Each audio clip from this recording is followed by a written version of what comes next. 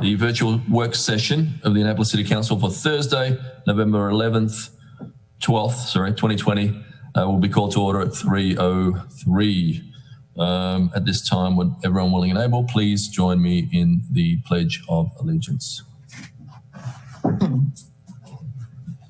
I pledge allegiance to the United States of America, the United States of America, and to the republic which is stands one nation under God, indivisible, with liberty and justice for all.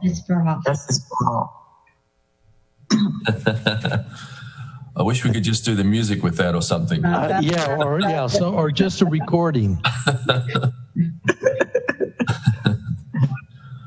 Mr. City Attorney, please present our first item. Yes, sir. The next item is continuation of discussion from the special City Council work session of October 10th, 2020. Thank you. Police Chief Jackson and City Manager Gerald. Thank you, Mayor. So I think we want to make these meetings this week and next week sort of a continuation of the budget discussion that we had at the retreat. That was not really a retreat, right? So today we want to take up the police budget and the Office of Community Service budget and how those fit together and what those are going to look like. And if we have time, then we would like to start talking about potential reductions to close the deficit that we're projecting for FY22. We may get to that today. If not, then we'll get to that next week. But before we begin, I wanted to just give a quick budget update / refresher. These are numbers that you saw at the retreat, but ask Director Dickinson to review them again. And then the last slide will be numbers that you haven't seen before, and they're the numbers that are driving the deficit, the actual dollar amounts for things like COLA and step increases and increases to the pension. So Jody, if you could run through, this is really quick, it's only 4 slides, so we'll make it really fast.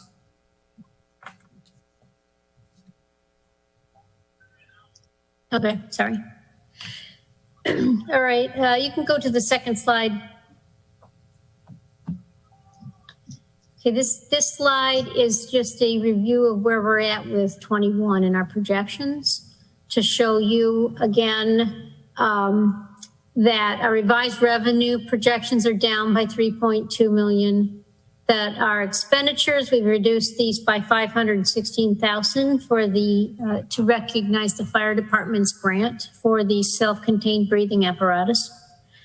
And to show you that difference is 6.4 million. However, 3.6 of that is the use of reserves, which is planned and used for a one-time purpose.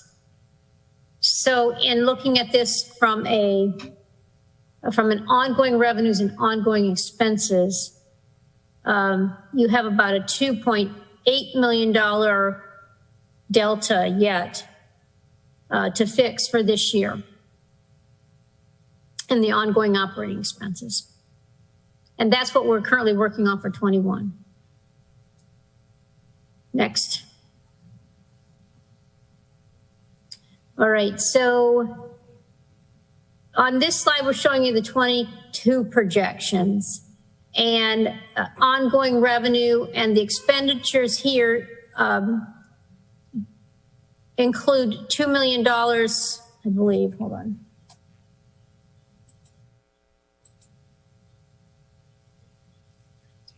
No, do not. So the $89.3 million here do not include the use of reserves. I had anticipated in my 22 projections that we would spend $2 million sending capital reserve fund money over to the capital projects, because we typically do use some of that fund for capital expenses. But I pulled that number out of here so you could see ongoing revenues and ongoing expenses. That was 7.4. Okay, we can go to the next slide. So what we've done recently is gone through to see what's causing some of this increase. I think I need to fill it out a bit to tie these slides to the 7.4, and we're creating this budget deficit, a structural deficit this year that's carrying into next year. But for next year, we're still, this is 5.5 that you see here added to the 3 million that we have built up from this year is that $7 to $8 million swing that we're seeing on the other slides. These are the causes of the increases in 22. And we first pulled this slide together when we met with the unions once to show them what is causing the increases, so we could try to get some ideas from them on how they might help us attack this deficit in 22.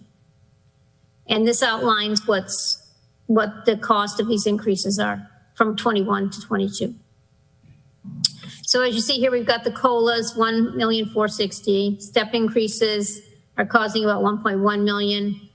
The increase in the pension contribution rates for police and fire, which you know is going from 28 to 33%.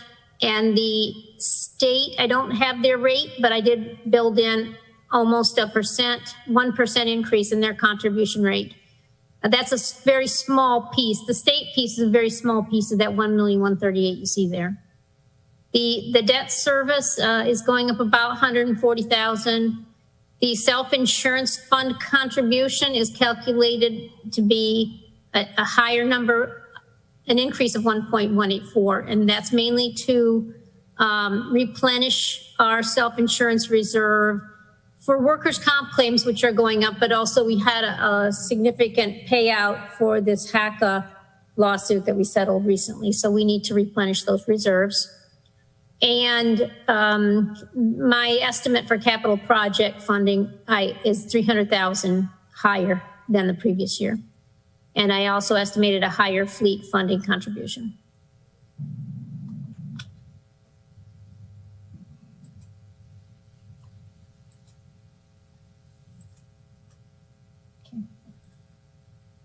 I think this is it.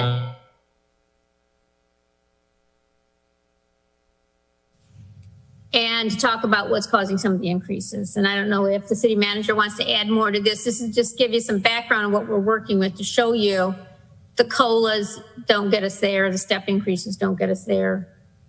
We have a lot of components that are causing the increases in the spending.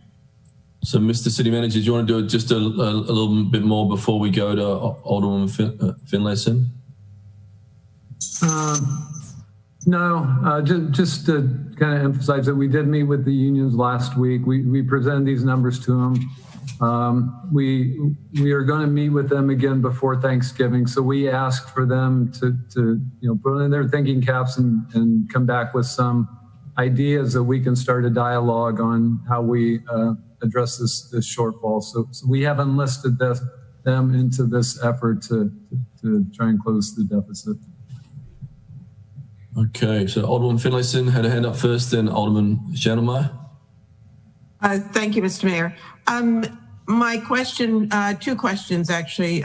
Manager Gerald, are these, or Ms. Dickinson, are the first three items on this list on page 4 already negotiated items?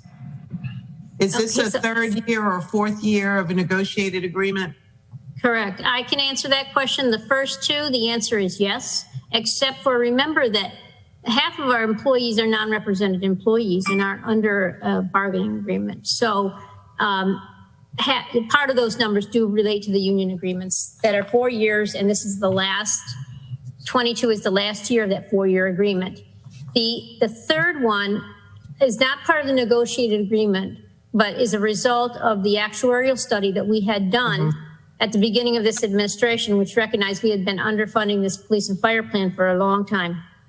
And so they did a study and completed it and told us we needed to increase to 28% in 21, and that's 28% of salaries, and then contribute 33% of salaries in 22 to get up to where we need to be for the long-term stability of the plan. Okay. Will you be able to give us the numbers without the negotiated agreements included, meaning for the employees that are not represented? Yes. Thank you. And my other question has to do with the self-insurance fund. Can you give us an idea of how we've been running in that? I know we had 900,000 that came out for the lawsuit, but typically, do we get to the cap in that fund, or this is just a bad year? This is a bad year. I'll say it that way. We typically have, I can get you the contributions that we've made typically to this, but this is an increase in the level of contributions. Our contributions over the past years have been pretty steady going into that fund, and we've maintained a pretty healthy reserve there. But to compensate for the settlements that we've seen recently, the HACA, and then our workers' comp claims every year have been getting higher. So that tends to increase every year, the contribution. But this is a lot higher because we have to replenish what we've used for the lawsuit. I guess I'm trying to figure out which of these items have more flexibility. You know, I guess capital projects being one, because we can always decide to delay a project. Not sure about the fuel fund. Right. And I would say on this list, you know, you can choose. The pension contribution increase comes from an actuarial study, which recommends that contribution. There's nothing that requires us, although our policy is that we're going to reach that level and contribute what we need to from an actuarial perspective. The self-insurance fund, the contribution is also based on an actuarial study of what kind of contributions we need to make to keep that reserve adequate. If you don't make those contributions, it's not legally required, but it could affect the long-term stability of the reserve, and we'd have to make it up somewhere along the line. So in the future, we'd have to get it back up there to where it needs to be, or there wouldn't be enough reserves to pay the claims. Well, isn't there a federal requirement that with at least our police and fire pension, that we be able to pay, what is it, GASB? I don't know what it is now. It used to be GASB 45 and then GASB 60. So the GASB standards require us to record and show what this long-term liability is and what that delta is and how far short our assets are compared to that long-term liability. But it does not require us to fund anything to actually set the cash aside. It's just if you don't, the liability grows and the assets don't grow fast enough. And you have a long-term issue then with your pension fund. And it could impact our bond rating, at least. The policy, yes, rating agencies like us to stay with these policies that fund our pension fully, that, you know, that keep the reserves and stuff like the self-insurance reserve, keep them actuarial, equal to the actuarial recommendation. So yes. Okay. I don't know what, yeah. Thank you. Alderman Shanelmeyer. Yes, thank you, Mr. Mayor. So my first question is in regards to projected revenues being shown. Is that including the likelihood of us being able to go back to more public events and there being a more normal time, like with the boat show and all the other things that go around our city in the following years? Or is that if things continue? So going into 22, I did some projections on revenues.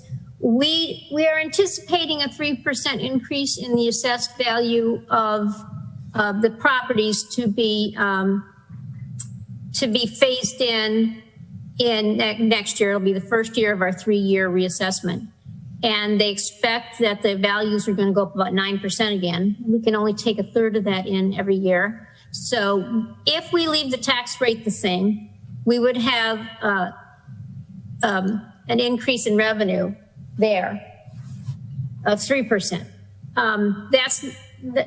That's not going to fully offset some of the declines that we see that I'm anticipating or discounting in the other revenue elements. If you notice, the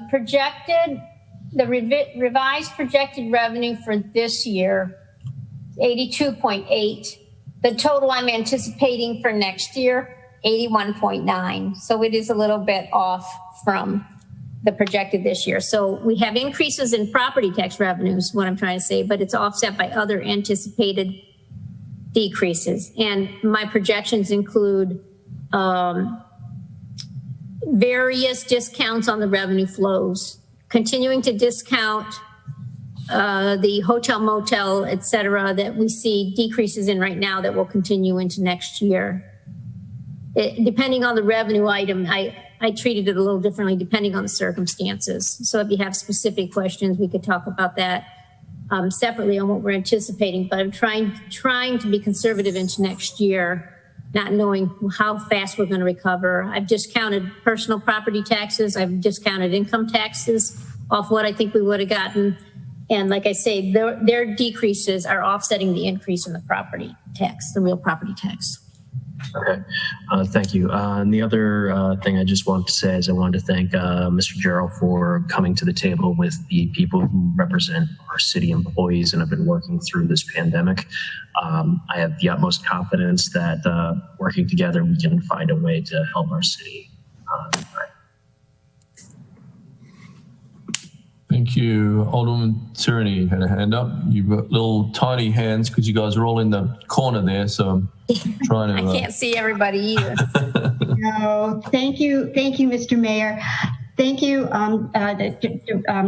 David and Jody. I just want to understand the math, just big picture. Okay. I'm a little slow. I get confused too because there's so many numbers floating around when I'm trying to compare this to other things. This slide that you're looking at is trying to quantify the increase in the projected expenses for 21 and the expenses for 22. It's just the delta in the expense number. So, when you add in the decrease that I'm anticipating on the revenue side, that's where you get that 7 million that you see on that other slide. I think I'm going to say it differently. Okay. Well, no, I'm not, but okay. So 2021, we have a deficit, and unfortunately we have to dip into reserves. Our deficit was rounding 6.4. We had to dip in reserves of 3.8. So we have the structural deficit, if we want to use that term, of 2.6. And then it appears then that you carried over that structural deficit over into 2022 conservatively, so that correct. Keep in mind that the tricks that we're using, I shouldn't call them tricks, the strategies that we're using this year to help make this year work are one-time strategies. So the expenses that are built into our budget are going to roll into next year at that same level, plus what we've got in our negotiated agreements to go in on top of that, and these other elements you see here of increases, right? So you take this year's ongoing expenses that you're able to fix this year with one-time solutions. Those solutions don't carry into the next year. So you're building on top of that for next year. Got it. Which is why the fund balance at the end of 22 is about 9 million short of where we would want it to be. Okay. For our policy. And quick question. So you may have already answered this, but using the 3.8 of reserves, does that in fact affect our financial standing with the bond agencies? Or do we know yet? What do you mean the reserves? If we impact our scoring with the finance. So if our reserves get low, keep in mind that the rating agencies are looking at many factors when they're looking at our rating. I can't say that anything in particular would lower our bond rating. Okay. But as you eat into your reserves, which they like you to keep, and as you don't comply with your own policies for funding, for the pension and those types of reserves, those things start to add up. And then they will say, do we need to go a negative outlook? Do we need to decrease the rating? So they do have an impact when your reserves are being depleted. And we really don't know those ratios yet. No. So, and we're not the only ones out here facing this too. So I'm sure that they're. Quick one, because I know this work session is about operational budget more versus capital budget, but it looks like you're assuming the capital budget is going to be status quo. Yeah, I put in $2 million for 22 just because this year we've got 1.7 million going over to roads and sidewalks. So I just assumed that going forward. Okay. And that's something that is discretionary. So you could pull back on that. But again, that's a one-time fix. That money is in a reserve for capital purposes and you can hold it back. But there's really no solution for pulling it out and using it for something else. Okay, and lastly, what did we assume for fee in lieu of for 2020, I guess for both, 2022. I know what 2020 Fee in lieu of which? The state reimbursement for our services, the 700. The pilot? The pilot, sorry, yeah. So we know in 21, they lowered it to 367. I'm hoping 750 comes in again. I'll look at that and see what I put in here. I might have hedged on the side of conservative thinking they might take it again. But I don't recall off the top of my head how I did that one, but I will look it up and get back to you. Okay. Whether I put the full 750 in, because it's mandated by law and the governor took it back out this year in their second round of cuts. So, I don't know if we'll get cut again next year or not. Okay, thank you very much.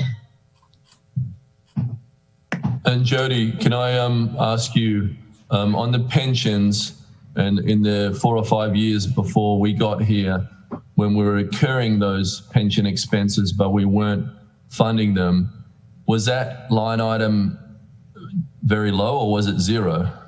It wasn't zero. So this list you see here are only the increases from 21 to 22. We were always contributing to the pension fund. When I got here, the rate was 18%. That might have been for fiscal 18%.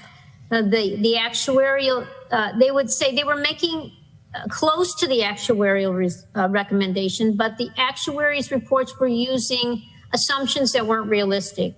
They were using wage increases that weren't realistic. They were using mortality tables that weren't realistic. So once you use the proper mortality tables and wage increase assumptions, interest rate assumptions, we needed to be contributing more. 18% was too low. They would say at the time, if you fixed everything at the same time, you would jump up to 33%. But we decided to try to phase that in over a couple of years. We moved from 18 to 20%, and then to 22%, and then to 28%. Okay, thank you. And then on the self-insurance fund, without the lawsuit, will we only need to make up around 300,000 on that number? Yeah, you'd be at 300, 400. Right. Like I said, we did pay out of the reserve, and so we have to keep that. And remember that lawsuit then goes into our history. And so when the actuary is looking at our history of settlements, they have that in the database. So it's going to affect us over the long term and require us, it's going to go into our historical settlements. So it makes that number look higher too, to make sure we have adequate reserves for what potentially we could face in the future. Thank you. Alderman Finlayson had a hand up, sorry. And then Alderman Pindell Charles. Still trying to see Alderman Savage as a hand. Yes, Mr. Mayor, I just wanted to answer part of your question. It was back in 2007 when we were not contributing to the pension. And when shortly thereafter, and I don't know whether it was 9 or 10, we started contributing and we were at about 6%. When we did interest-based bargaining is when we created a plan to get us to the 22%. But traditionally, our retirement system had been funded above and beyond what was needed. And that's why, for example, I think it was funded at 130% or something. And that's why I think our predecessors stopped contributing. But then shortly thereafter, that amount started to diminish. And so we created that plan when we approved the interest-based bargaining model it was 2013, to increase our contribution from 6% up to 22%. And that's where we picked up, I think, when Jody came on. So a little bit of history. Thank you. Alderman Pindell-Charles. Thank you, Mr. Mayor. Ms. Dickinson, any word on possibly the bond companies taking into consideration the pandemic since everyone's suffering in this country? You're on mute. Yeah. So they are considering it. I don't think that if you're saying that whether or not they would take a more favorable analysis because of the pandemic, I don't know. Probably not. They want to make sure that you're financially able to cover your future debt. So they've got to be, what they've got to do is make sure you have strategies for coping with COVID, which is what they've been asking us about. I've already gone through a couple of lists of questions for Fitch, who is reevaluating their ratings. They do that periodically anyways, and now they're asking a whole set of questions on COVID. How are you addressing it? Are you going to use reserves? What's happening to your revenue? How are you reducing expenses? They're trying to make sure you have strategies to address it so that your financial health remains what it is. And I don't think they're going to give higher ratings because of COVID. I think they're just trying to make sure you're addressing it properly. Okay, thank you. If we can keep the same rating, that would be great. But thank you, Ms. Dickinson. I've got the utmost faith in you, Director Dickinson. You're a superstar. You're going to get us through this. Alderman Savage was next, and then Alderman Gay. Thank you, Mr. Mayor. Yeah, this is worrisome to see for sure. And I guess, first of all, can you explain again? I don't quite understand why the total estimated increase for FY22, the 5.4 million, why is that different from the projected deficit listed on slide 3 for the same fiscal year? Okay, so this slide here is showing you the increases in the FY21 estimated expenses compared to the estimated expenses in 22. It looks only at the expense side. If you go back a slide, please.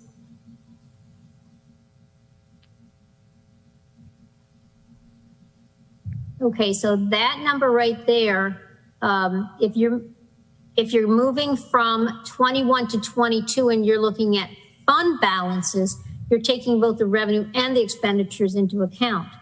Besides this increase from 21 expected to 22 of 5.4 million, you also have a decline in the revenues from 21 projected to 22. And we're creating this year, our projected expenses this year have built in a $2.5 million structural deficit. The expenses are continuing and they add to that 5.4 that you see there, but the revenues are flat or lowering. So it's all accumulating to show that at the end of 22, our reserve for fund balance, the 15% that we're supposed to retain, would be about $9 million short when you accumulate all those factors together. Now, it's possible the revenues can come back in 22 faster than we're anticipating them, but this is the best projection for now based on what I see. Okay, so it sounds like it. So it's a combination of expenses going up and revenues being flat or lower than anticipated. So is that carryover, the 2 million, that carryover, that's, you said, the structural deficit? Yes. So this year we are, our expenses are over our revenues by $3.2 million, if you remember that number. And we have found solutions to address that with the fire department got a grant, which is going to pay for some of our anticipated costs. We may be able to save some money on the health insurance contribution this year. which could bring that down. But even if we are working to find solutions for that $3 million this year. But when we do find those solutions, they may be one-time solutions. So these expenses that we're trying to cover with one-time solutions are going to carry into next year because they're built into the base of what we do next year for instance, a COLA or step increases. It's all based on the expenses for this year. Okay. I'm just saying, yes, a structural deficit is when you are trying to pay ongoing expenses with one-time revenue strategies. And if they don't, if that revenue does not reoccur next year, then we continue those ongoing expenses, plus we're adding on the next layer for next year. Okay. All right. And regarding the self-insurance fund, is that fund restricted in how that money can be used? So we have chosen to set up a separate fund to track our self-insurance activity. We are self-insured for workers' comp, for auto claims, and for general liability claims. That's the money we're setting aside to make sure we have enough to pay for those claims. Right. And so when you say restricted, we've created it. I don't even know if it's spoken of in the code because I don't know the code here well enough to know if it's in there. I guess what I'm getting at is if there's a surplus in that fund, and I get there isn't one now, but I'm just thinking normally, if there's a surplus in that fund, does that go back to the general fund? You can, yeah. Money, or what happens? Like, is it restricted like some of our other funds? It sounds like it's not. It's not. We keep enough in there to meet the actuarial recommended reserves. I believe that when we were coming into the 21 year, one of our solutions in the spring was cutting back on that contribution a little. That was one of the, if you remember that list of cuts that we had going into budget, that was one of them. It was just a couple $100,000. I don't recall how much that one was, but we were reducing what we were going to. But it wasn't until August that we knew about the size of this HACA settlement, what it might be. So that came at us a little bit late. Okay. So my last point, I guess, is that, looking back at, the increase is enormous. I think we need to really get into at some point, I know maybe not for today, but at some point, some scenarios for reductions. Because just looking at it, I'd like to try to understand more about why. So I'm looking back to fiscal year 15. That's all I could find going back first I could find for a budget comparison. And back in fiscal year 15, police budget was, where am I? Police budget was about 15 million, a little over 15 million. And fire budget, I'm sorry, police was, wrong fiscal year, too many things open. It was around a little over 15 million. Fire was essentially the same, 15 million. So that's fiscal year 15. And, but that's increased to this fiscal year up to 21 million each. So that's $5 million that they've increased.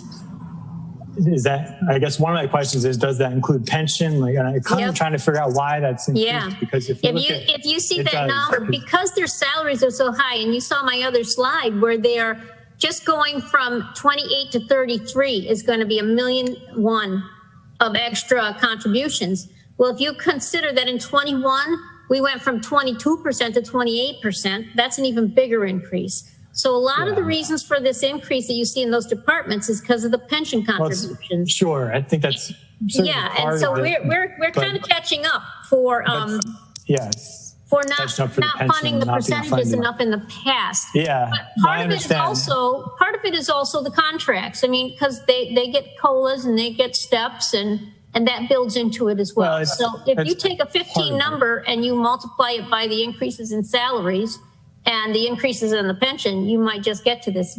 I mean, I'd have to go test it to see if it works. But I'd say, so part of the problem is if you look at Public Works, for example, that was $7 million back in 2015. And if you look at the current one, it's $7 million. They've managed to keep the same. And if you look at, I can't find the numbers for police, but I mean for fire, but for police, back in 2015, it was 100 and, where did it say? 100 and,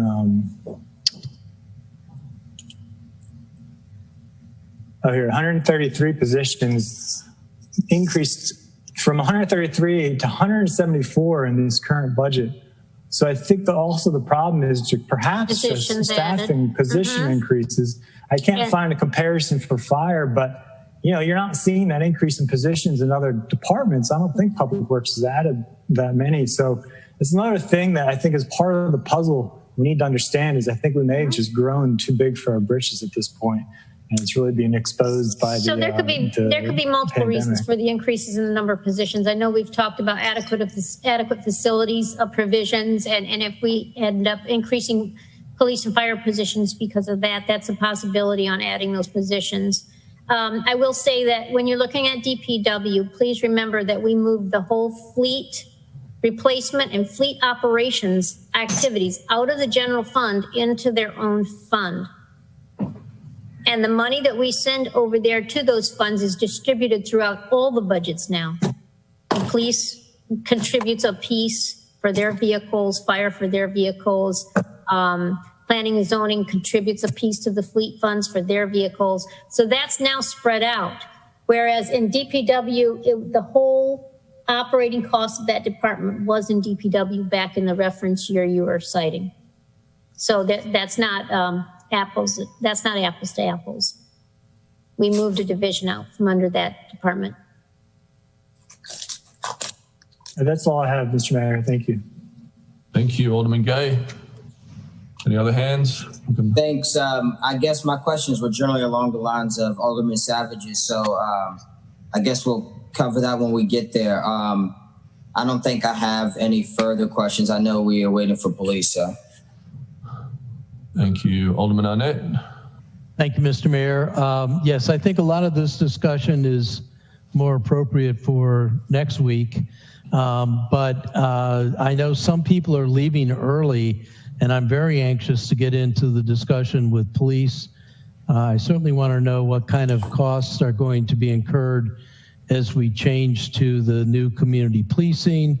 I'd like to know how that's impacted if we have to cut back on budget, and I'd like to know what things we can cut without cutting back on sworn officers if we have to cut back on budget. So I'm most anxious to get on, and I doubt we're going to have time to get to the Office of Community Services today, which means I think we're going to be needing to plan on some more of these sessions in December. I think these sessions are really helpful. So I think it's an important process and it's never been done before. So I'm really happy that we are tackling this early. Mr. City Manager. Yeah, thank you, Mayor. So what we want to do now is sort of have a free-flowing discussion of the police budget, maybe at the same time the Office of Community Services, since there's, I think, going to be a lot of synergy between the two. And just as by way of a quick update of the Office of Community Services. So we have, we're hiring our new social worker, a young woman named Erin Lee was selected and has agreed to come work for the city. So it looks like she's going to start next Monday. She has a master's in social work and is a licensed social worker. She's a great find. We're so happy to have her, and so she's going to be on board.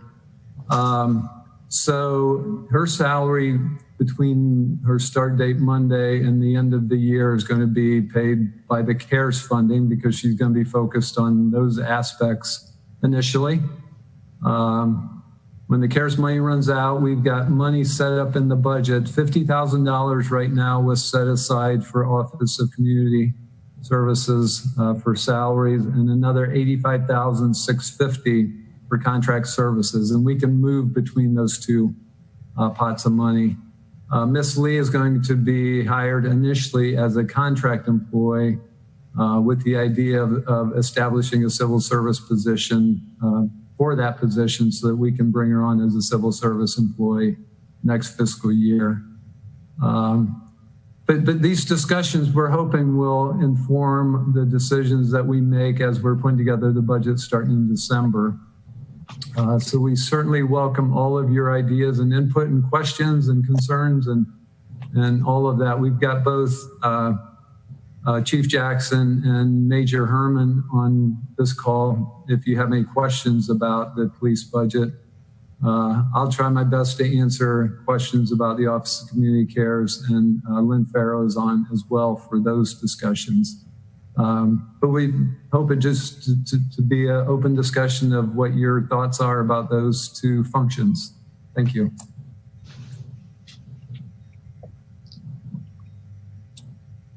So, Alderman Arnett. Thank you. So I tried to, we had the presentation from the chief on community policing. I have to say candidly, I didn't see any change from what we've been doing in the past. So I'm not sure I know where we're going new on community policing, but I thought the general model was to go from a mode of arrest to assist, and it was going to assist that sparked the notion of having community services, because if we're going to provide assist, there's got to be somebody to help do the assist. So, I mean, the three questions I threw out earlier, what are the additional costs of moving to community policing, whatever that's going to be? How will those costs be impacted when we have to face up to the current year budget deficit and next year's budget deficit? And how can we face budget cuts and keep all of our sworn officers on the streets? I.e., where can we find money to cut elsewhere in the police budget? And I'm not thinking we're focusing only on police. I think we need to look at fire and public works and all the other departments, but police and fire are the 800-pound gorillas in terms of where our spending is. So I think for our session next time, we really do have to talk about what we can not do in order to save money, but keep doing the essentials.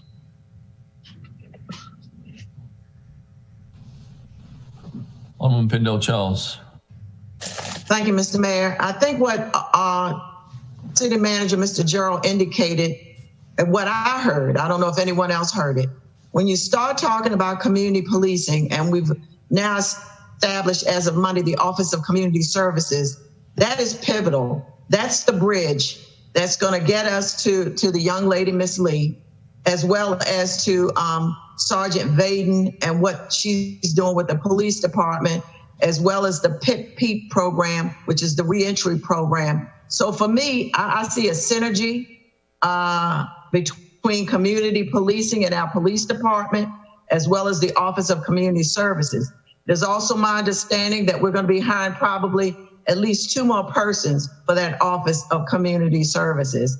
And we're going to have the mobile, the resource mobile vehicle that is going from community to community. We also have our 2 resource centers, which are going to be in Harbor House and Robinwood.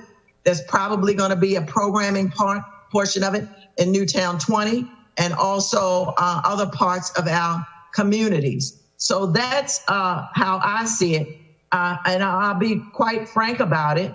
I'll put on my school system hat and my human services hat on the one hand, but also my prosecutor's hat. And when we had those shootings this summer, and we had determined that we needed some additional police presence, and I went around to the different communities, and I'll be quite honest, I talked to various residents, I talked to the police, everyone seemed to be, no one expressed any displeasure about having police presence in their neighborhoods. And at that point, we had a significant reduction.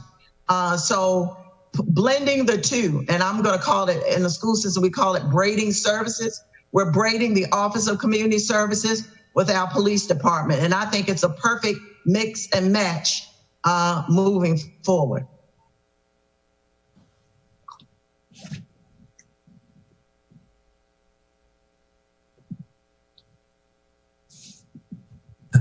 Sorry. Next up, I believe Alderman Gay was next. I'm sorry. And then Alderman Paone. You can toss up between Sheila and Ellie. Alderman Gay.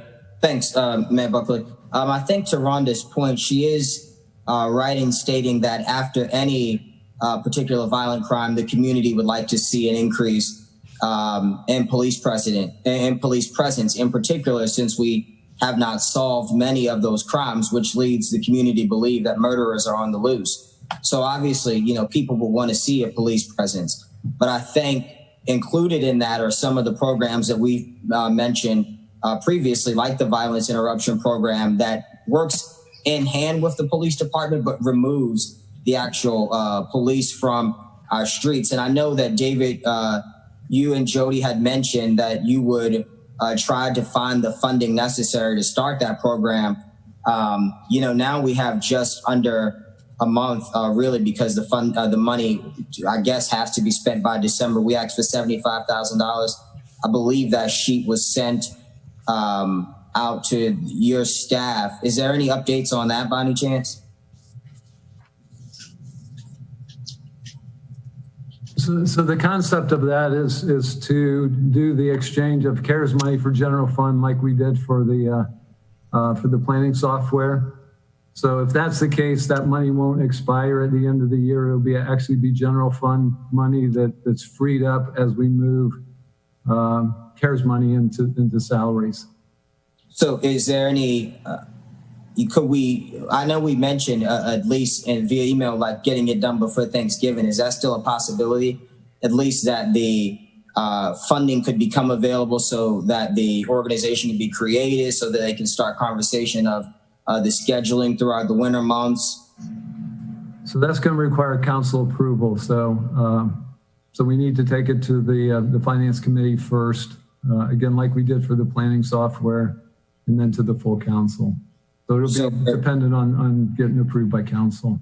So that would, I'm not sure when the next finance committee meeting would be.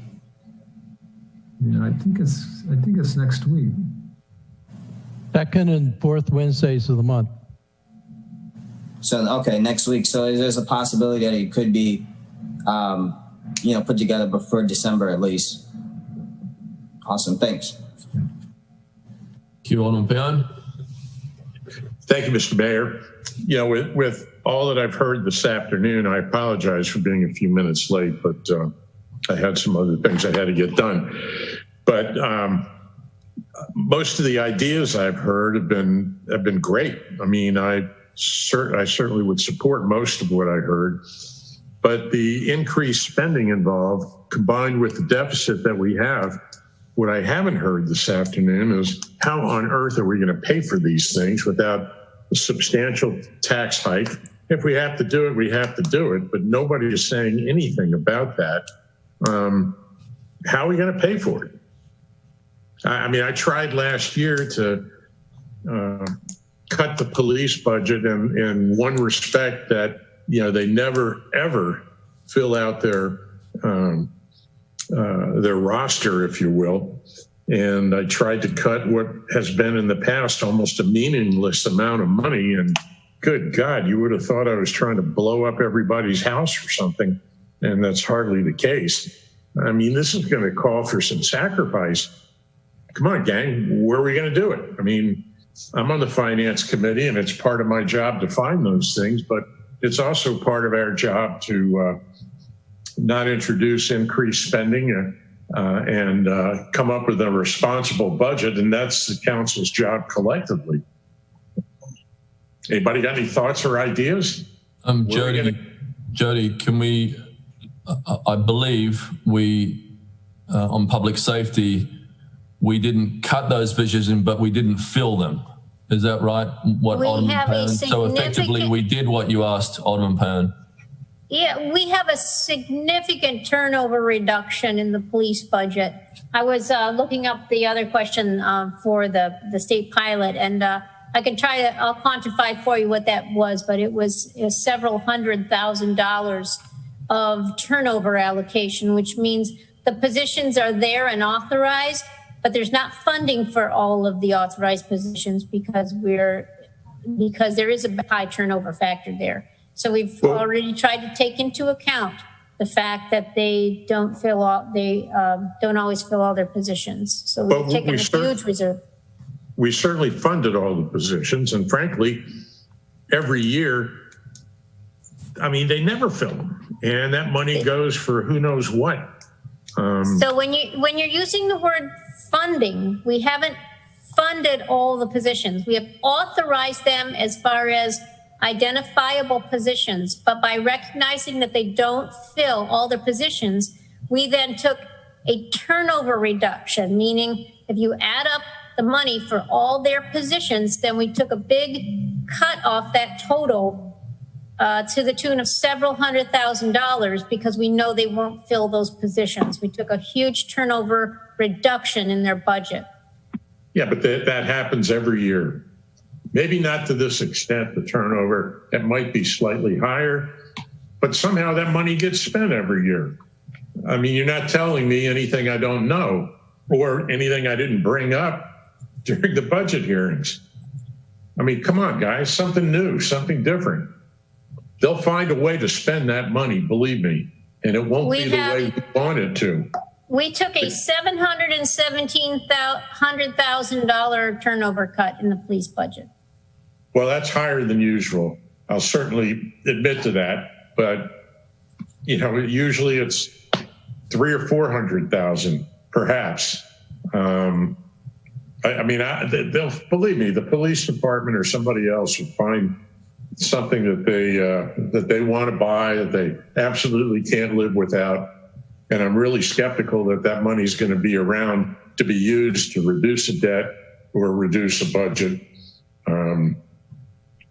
And these were all things that we brought up and talked about during the budget hearings. And, we voted for them anyway. Okay. Not all of us. Didn't win that one. I understand.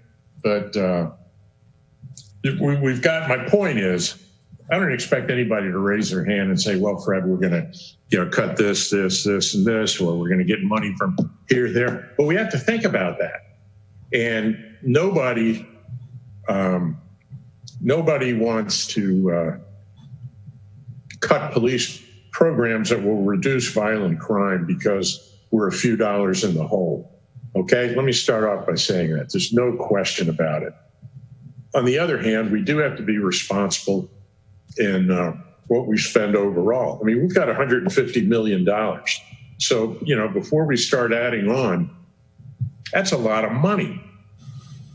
And it just seems like somewhere in that $150 million, we ought to be able to find $2 or $3 million that we can spare to, balance out the budget, for goodness sakes. Most of us, well, I can't speak for everybody, but most of us in our home budget, we don't sit there and spend $100,000 when we've only got $80,000 to do it with. Nobody does. Well, no, I can't say nobody does that, but that's not usually a responsible thing to do. And I just want people to think about,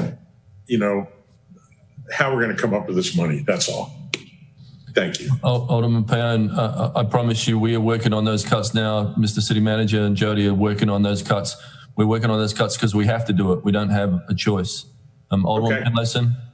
Thank you, Mr. Mayor. Yes, thank you, Mr. Mayor.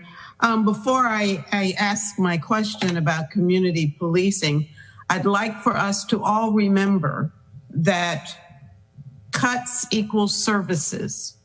We cannot cut funding and without impacting services. So if we're talking about making cuts, as we may have to, then we should be talking about what services we're willing to do without.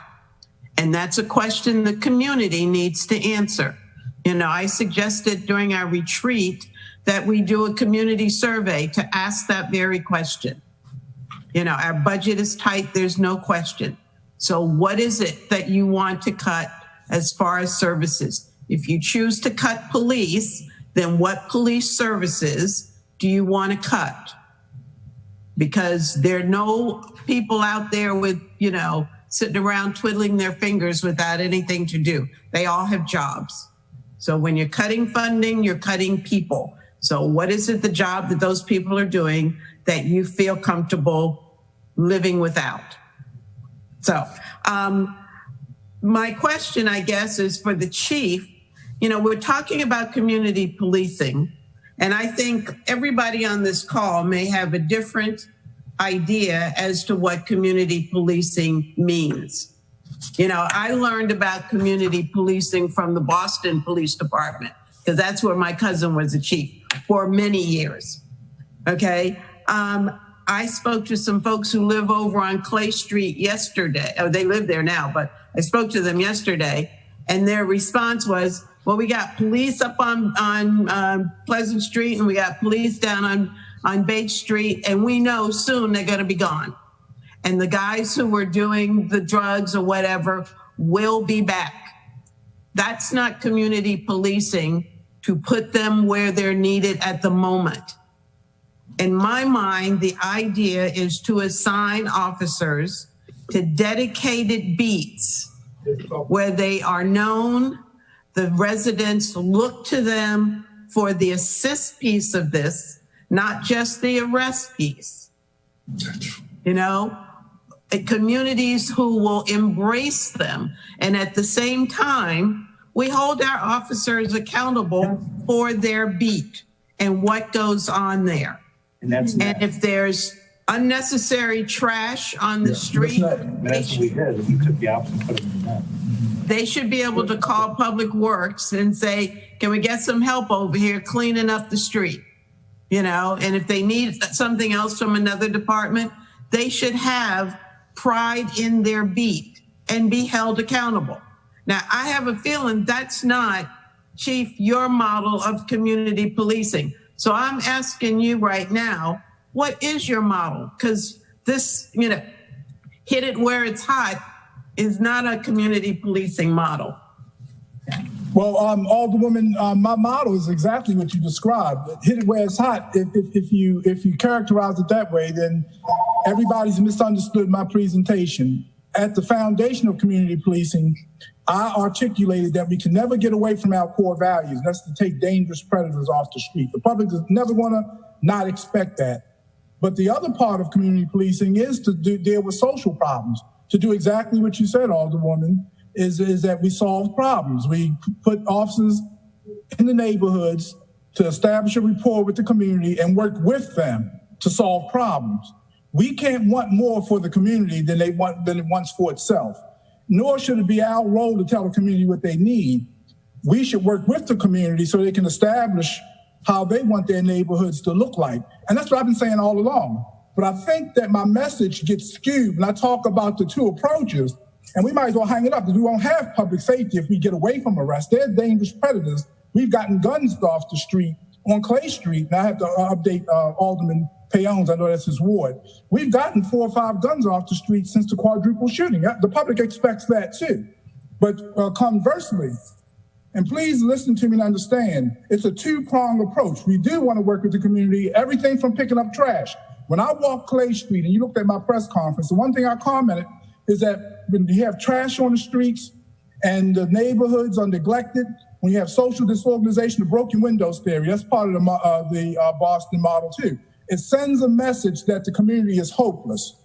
What community policing does, it pairs the community, which is the first part of it, and policing is the second part of it. It's a partnership. It's a partnership whereby the police and community collaborate, co-labor together to make the community and the atmosphere in any given neighborhood more safe. Now, what I did do is we had the Operation Flex squads. Those are the squads that pretty much operated in plain clothes in an unmarked car, and they went around on a hunt looking for people who fit the characteristics, if they did it constitutionally, and I have no doubt that they didn't, characteristics like furtive movements, unnatural bulges Those are characteristics of persons who may be carrying and concealing handguns. They would get out of the cars and they would pat the guys down, whatever you want to call it. I'm gonna stay away from stop and frisking on this venue. But they would pat the guys down. If they found that the person had an unlawful gun, they took them and they arrested. They looked for drugs and vice. The new model is that I converted those positions from the Operation Flex to neighborhood enhancement teams. So the expectation is that these officers are doing precisely Alderwoman Finlayson, what you described, is to go into Harbor House, Eastport Terrace, Robin Wood, and the like, and to establish a presence in those neighborhoods, the same officers, to build a rapport with the community and work with lighting and cameras and all those other things, while at the same time targeting the most dangerous predators in the community. And so when I say that the community policing is not soft on crime, it's not. But it takes a more proactive approach to prevent crime instead of reacting to crime after it occurs. And so without that concept, you have no policing. We have to do both, what my message has been since I said I would bring community policing model to the city. So it's much like the Boston model, very much like the Boston model.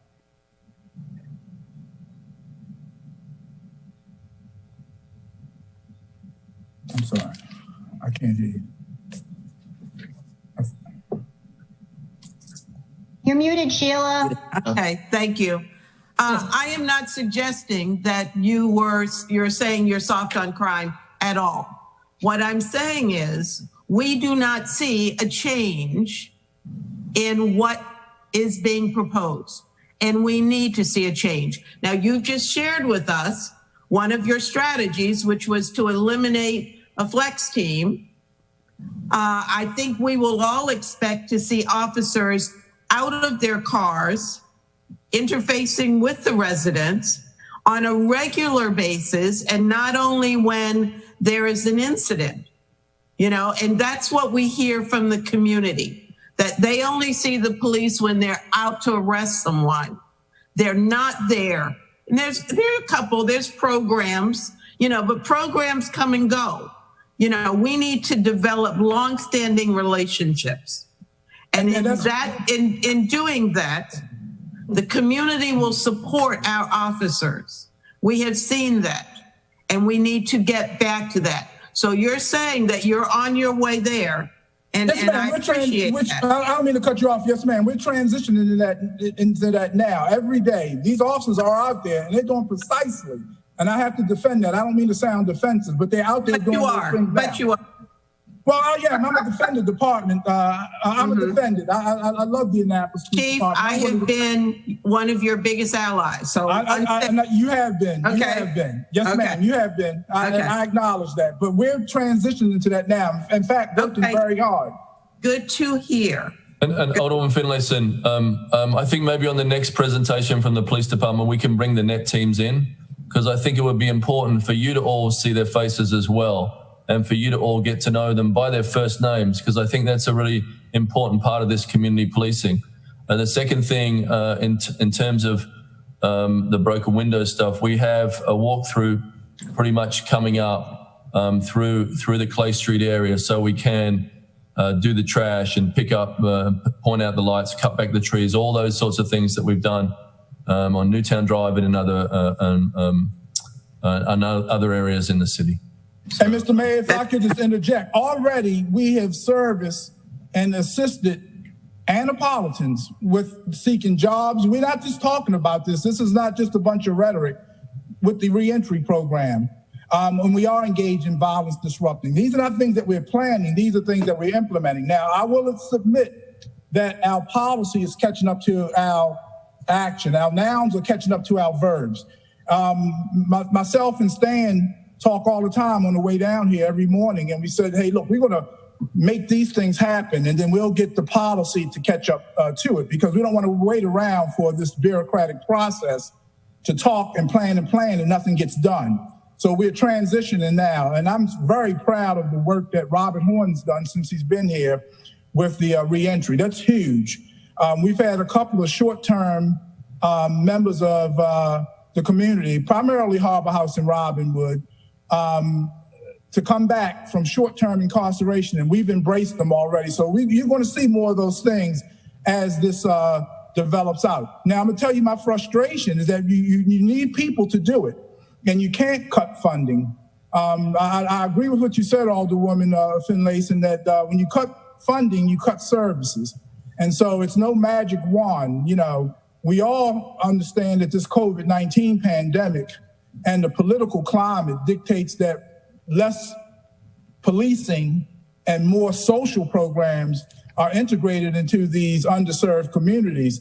But at the same time, we still need to make sure we can't, if we don't expand the Annapolis Police Department, we surely shouldn't be in a position or advocate. I think it's reckless almost to cut the police department given the times that we're living in. Thank you. Yes, sir. Alderman Tierney was next. Okay, thank you, Mr. Mayor. I'm going to just dial back to the budget, and then I do have a question on community policing. As far as the budget, and I know this is my background talking, because when I was in construction estimating, we used to do a scope sheet because some things would be duplicated. And I just want to make sure that we have a clear delineation budget-wise between the Office of Community Services and community policing of the police department. Have we gone through and done a sort of a responsibility matrix so we know, hey, is this in the hands of community services or is this in the hands of the police department, all under the umbrella of community policing? If that hasn't been done, it has to be done. We have to know what we have in the budget and where it is. So that's a question. And then number two, on community policing, am I hearing you, Chief Jackson, that you presently do not have enough police to do the services that we are asking you to do? Is that what you're going on record as saying?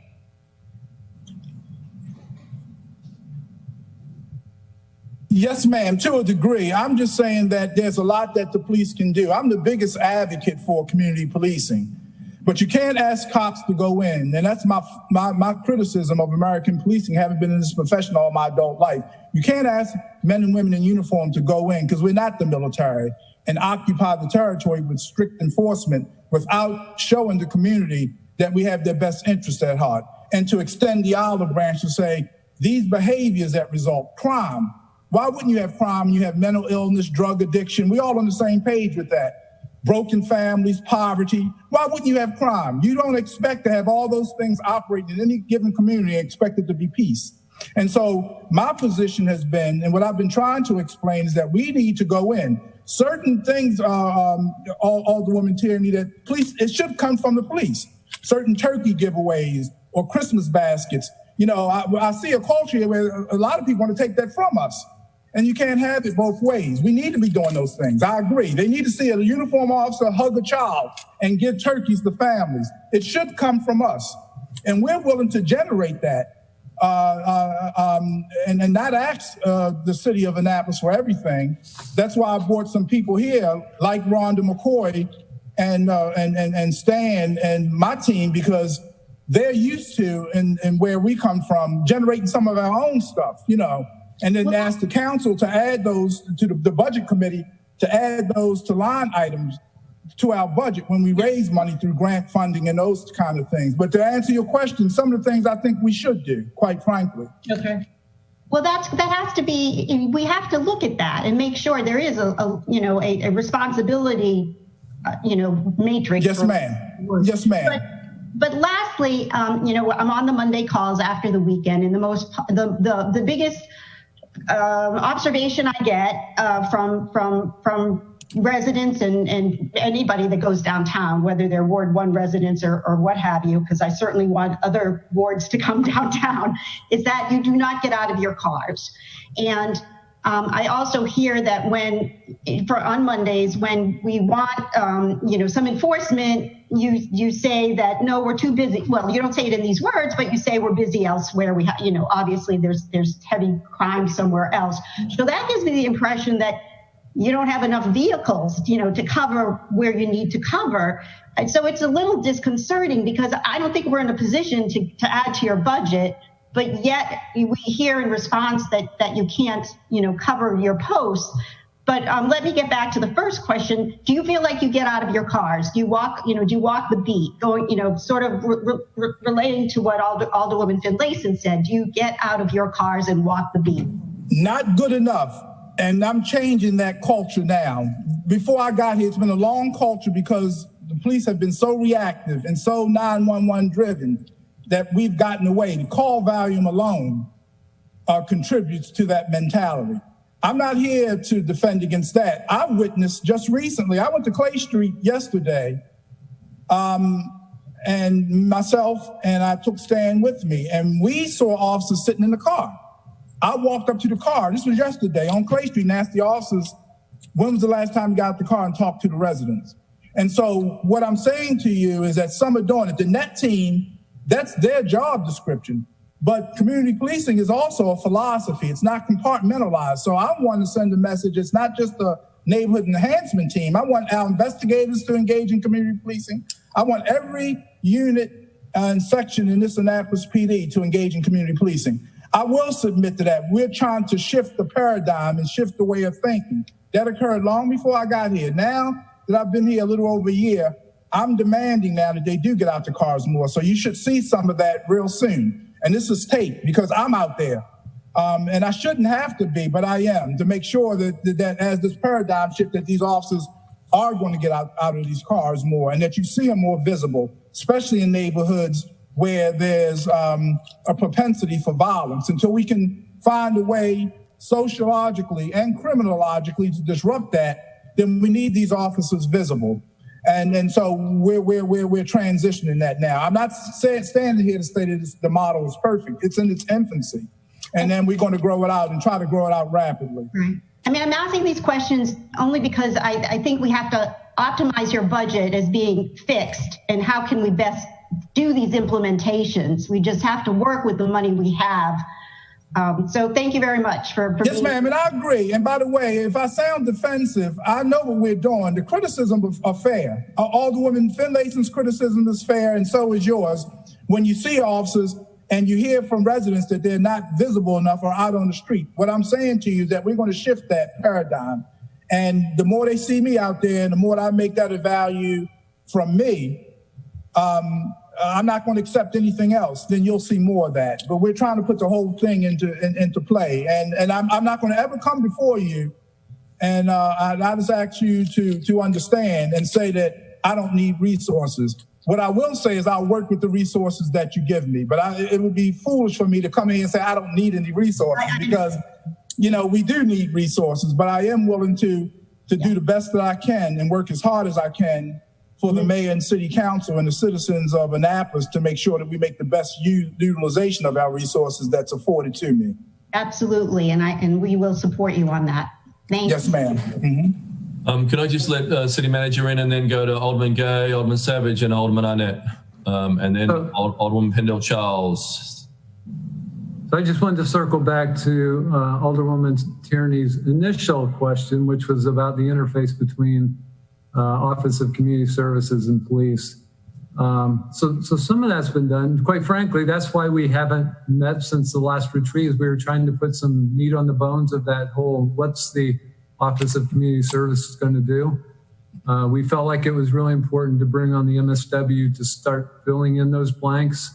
But we've had a lot of meetings between all of the different, especially police and the mayor's office and others to start those discussions. We put together a survey that we want some of our interns to go out and survey the communities that are going to be using these community services to try to better understand what their needs are. There's a lot of work to be done, but I think that's why we want to grow that office slowly. We want to bring on one person initially, have them work with the lead program manager, sort of connected at the hip to work through how we're going to convert some of the things that are done by police now over to Office of Community Services. They're really going to be conduits for services that are available through other agencies, through the county, through the state. But we really need to better define how that's going to be done. So that's a work in progress, but we've started. Thank you so much. I know as a fellow engineer, you understood my question. So thank you very much. Alderman Gay. Yeah, thanks, Mr. Mayor.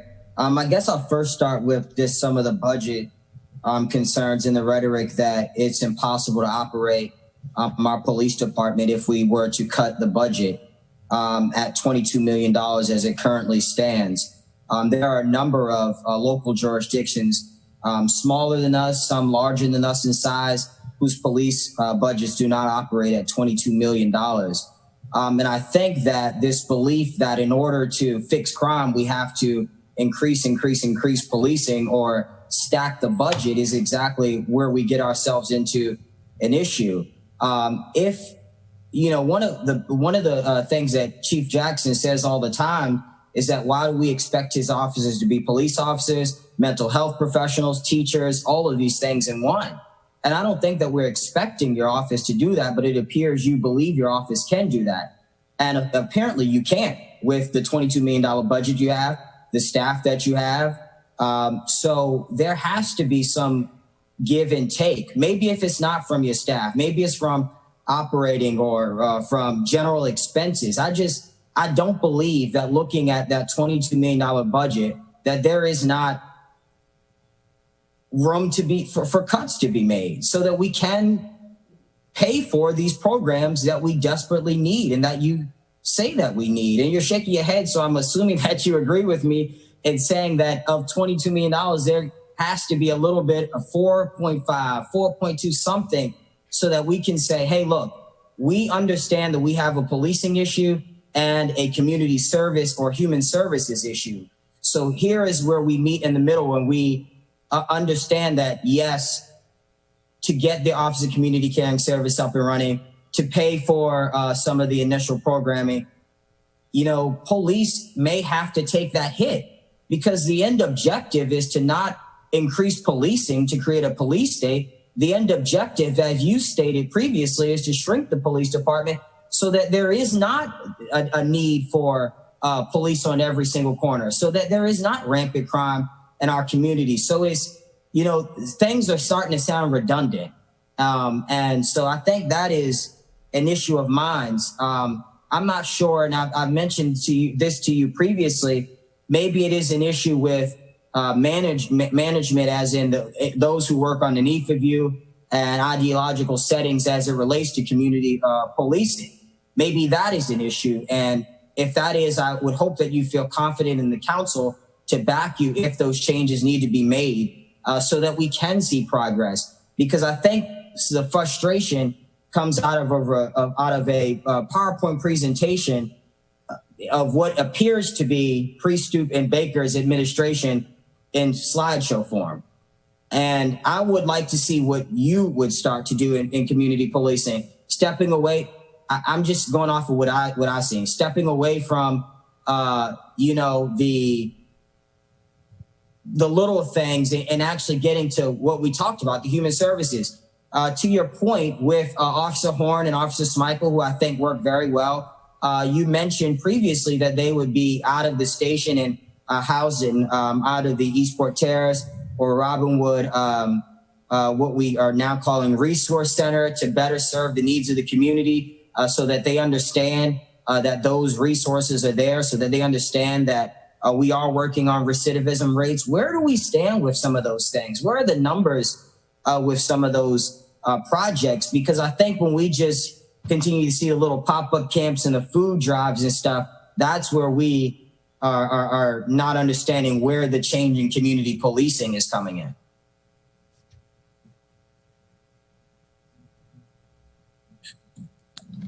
So you want me to respond to that? I would hope if you could just a little, maybe to first. Well, first, I would have to say, I was with you, Alderman, until you said that, I was with you until you said that my administration just mirrors Priesthood and Baker's. That's not true. That's not true at all, as a matter of fact. In fact, what my message has been, written message, is that I'm not interested as much as in quantity as I am quality. I've made that point over and over again. I don't need to go before the council or the community to talk about how many arrests that I've made. I've said that to acknowledge him, how many arrests that we've made or tickets that we gave. I want to be able to tell the community what we prevented. how many people that we helped. But I've also made it clear that we can never, ever, ever stray away from our mission, because the law doesn't even allow it, to not deal with dangerous offenders. That's the only way that any chief that preceded me that I have in common with them, is that at the core what we do is still taking people into custody who's responsible for dangerous crimes. But short of that, my administration doesn't mirror either one of those men. I supervised one, and I knew the other one very well. And my administration is totally different from those two. I said what we see in the presentation. No, the presentation talked about, if you go back and look at that presentation, it talked about a whole lot of community outreach. Only thing that I gave you that was outreach, but not policing. And I think that's where I'm trying to get at is, you know, you run and the Annapolis Police Department has been known for, especially under, I'm blanking, Officer Krause, they run a great community outreach programs. We do well with outreach, with getting our kids engaged, and, you know, but policing and outreach are different things. The difference is that the Annapolis Police Department, prior to me getting here, which is a great thing, they targeted 8 and 10-year-olds in elementary school, taking them on fishing and boat. You sat there, Alderman, in City Hall at the meeting. We're dealing with some of the most dangerous criminals in Annapolis and in Maryland to try to engage these young 16 and 17-year-olds, and we're trying to steer them away from violence. That's the difference. We're going to continue with the boat trips and the fishing and the character counts at the elementary schools. I don't think we should ever get away from that. I'm not saying get away from that. Hear me out. But I'm saying what's happening now, and remember, you got to give us a chance to work. What you're seeing now, since Officer Horn's been here and Stan Bradford's been here with our reentry program, we are also engaging older people, not just kids. We're dealing with some of the most dangerous people in Annapolis.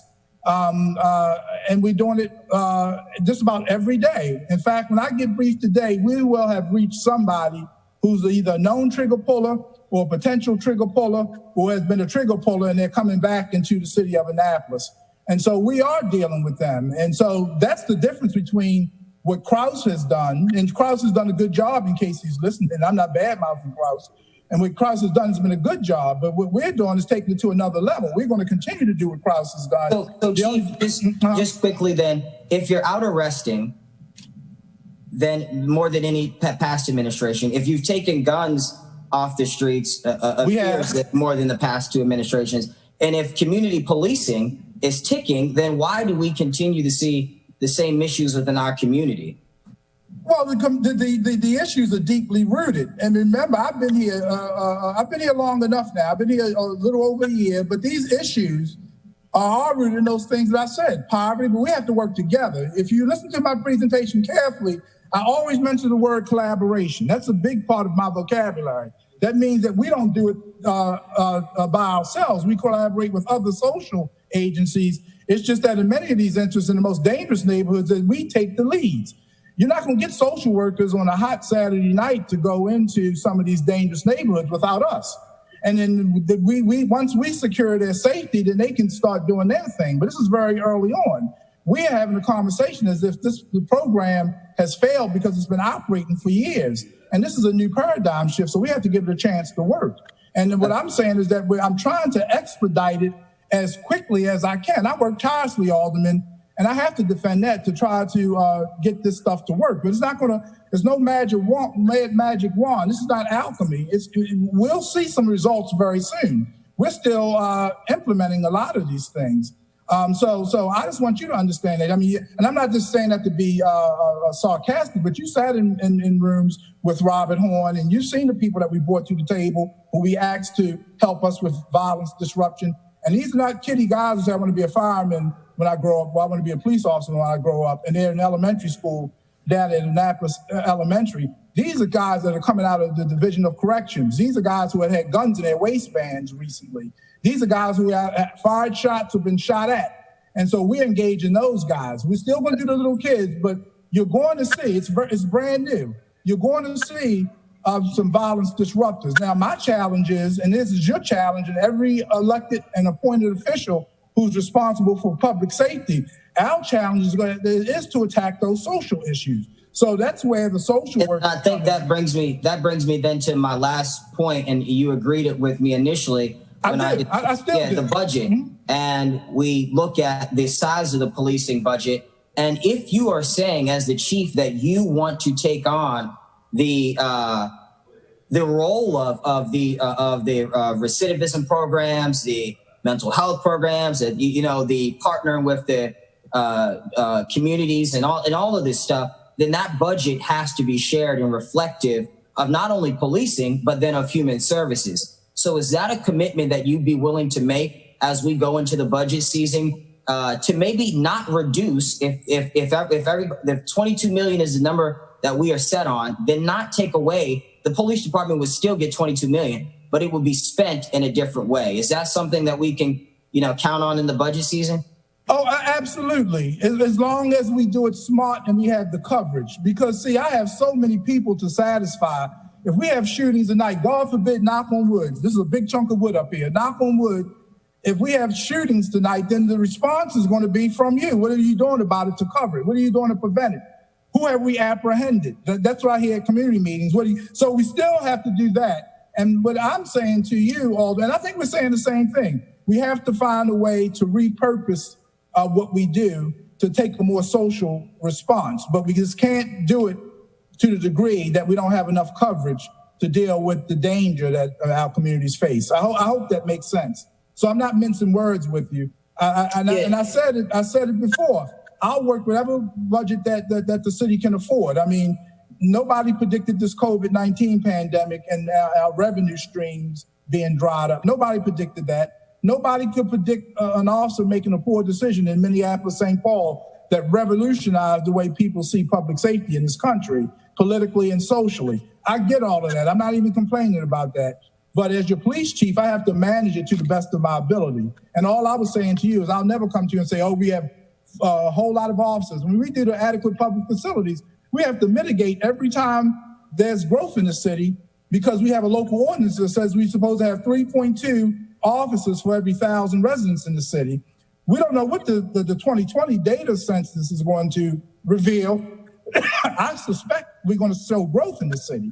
And so when I get those adequate public facilities packages, I can't say that we have enough. I can never say we have enough police according to the ordinance because we don't operate at 3.2 per 1,000, but we do try to mitigate it. And I'm going to do the same thing with the budget now. Whatever budget that I get, I'm going to try to mitigate it the best I can. But I'm too old to come and just to go along, to get along. I'm very respectful, but I want to articulate the fact that I know what we need to do to turn this around. It's fixable in Annapolis. We're not Baltimore. This is fixable. If we were Baltimore, I'd probably be gone by now, to be honest with you. But we're not Baltimore. And this is fixable if we all, work together. I just have one more last quick question in regards to community policing.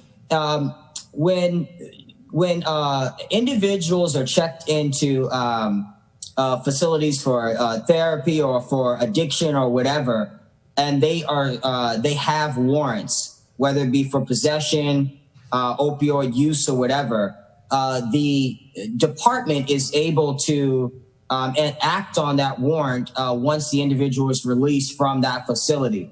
Is that something that we can maybe get off the books in the city of Annapolis to prevent, individuals who may have an addiction to opioids or just need assistance from actually getting the assistance in fear that the warrant may actually have them arrested? And Alderwoman Pindell-Charles can chime in on that, but that would require something from the legislature and the judiciary. We don't have the authority to do that. Once there's a warrant for somebody's arrest, that warrant has to be served by law. Now, how we serve it, if a person's in crisis, then before we take them to a detention facility or a booking facility, if they're in crisis, then the law in most jurisdictions are not going to receive the patient anyway, or the suspect or the defendant until they receive medical help.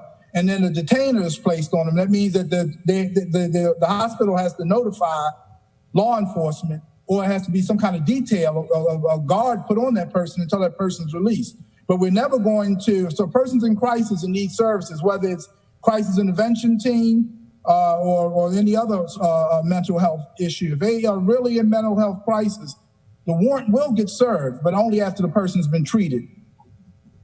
Did I leave anything out, Alderwoman Pindell? No, I think you answered, and you answered my point too. The warrant will get served, but after they get treated, which they got to get treated first. Yes, by law, yeah, but you have to. You get how it may stop people from wanting to be treated because they know, hey, I'm going to go get treated for my addiction, but I'm going to be arrested for possible whatever I have. But thank you so much for your time. Yes, sir. And that's up to legislators, I'd say, to get that solved. But I agree with you 100%. It's a deterrent. Alderman Savage, then Alderman Arnett, and then Alderman Pindell-Charles. And 25 minutes to go. Thank you, Mr. Mayor. And thank you, Chief, for being here for the conversation. And I feel like there are kind of two different discussions we're having here simultaneously. The first is having to do with the budget deficit we just saw a bunch of slides about, and we're trying to wrestle with how do we meet that reduction because we're not going to be able to raise taxes, and I don't think there's an appetite to. The second is the shift to community policing. And I'll start with the second one, Chief, about community policing, because I think you have to understand where we're coming from. At least many of us, I think, we're as electoral, we have to answer to the public, right? And the public, I think, is asking us about this. So we have to be in a place where we can really understand and describe to people the shift that we are making. How is this different, like Alderman Gay said, from previous police chiefs and previous administrations? What are we doing different? And I'll be honest, I had the same thoughts as Alderman Arnett, that with your presentation, I heard a lot about what we're already doing and what has been being done, but not so much about where we're going next, where you're going next. I think that would really be helpful. And maybe I'd suggest some kind of perhaps strategic plan or something like that, where a document that we can really point to, that you can really express your vision, go over some metrics that you're going to have, and what you're really doing to move forward. Because it's good to hear you're changing the culture, but what exactly are you What exactly are you doing to achieve that? Yeah, one thing at a time. We have Rhonda McCoy on board now, and with Rhonda McCoy and I worked together when I was the Inspector General. In her areas, she comes with a lot of experience. Forensic auditor, she's deals with internal controls. We just talked about, as I'm talking to you, a couple of thoughts came to my mind as I saw her a minute ago. And we're talking about actually policy changes. I said this when I first got here. I told Teresa Sutherland that the policies have to be changed. And so to reflect the change that I want to see. But let me give you one, Alderman Savage, let me give you one thing that I've hammered home. And you would have to be here internally. We have performance measures for officers. And in administrations in the past, I'm not going to mention Pristoop or Baker or Joe Johnson or any other chiefs. Many of them I know personally. I'm not even going to mention them because it's not about them. But the general consensus amongst law enforcement agencies, not only here in Annapolis, across the country, an officer's worth or value to the agency was always determined by the number of arrests that they issued, the number of tickets. That's where the idea of quota system came from, and residents were frustrated that when state police pulls you over, they have to give you a ticket because they have to meet their quota. The one thing that I've changed, I told the supervisor, I'm more interested in officers showing up for work. I'm more interested in them engaging the community. I'm more interested in them being physically fit, wearing the uniform correctly, being ambassadors.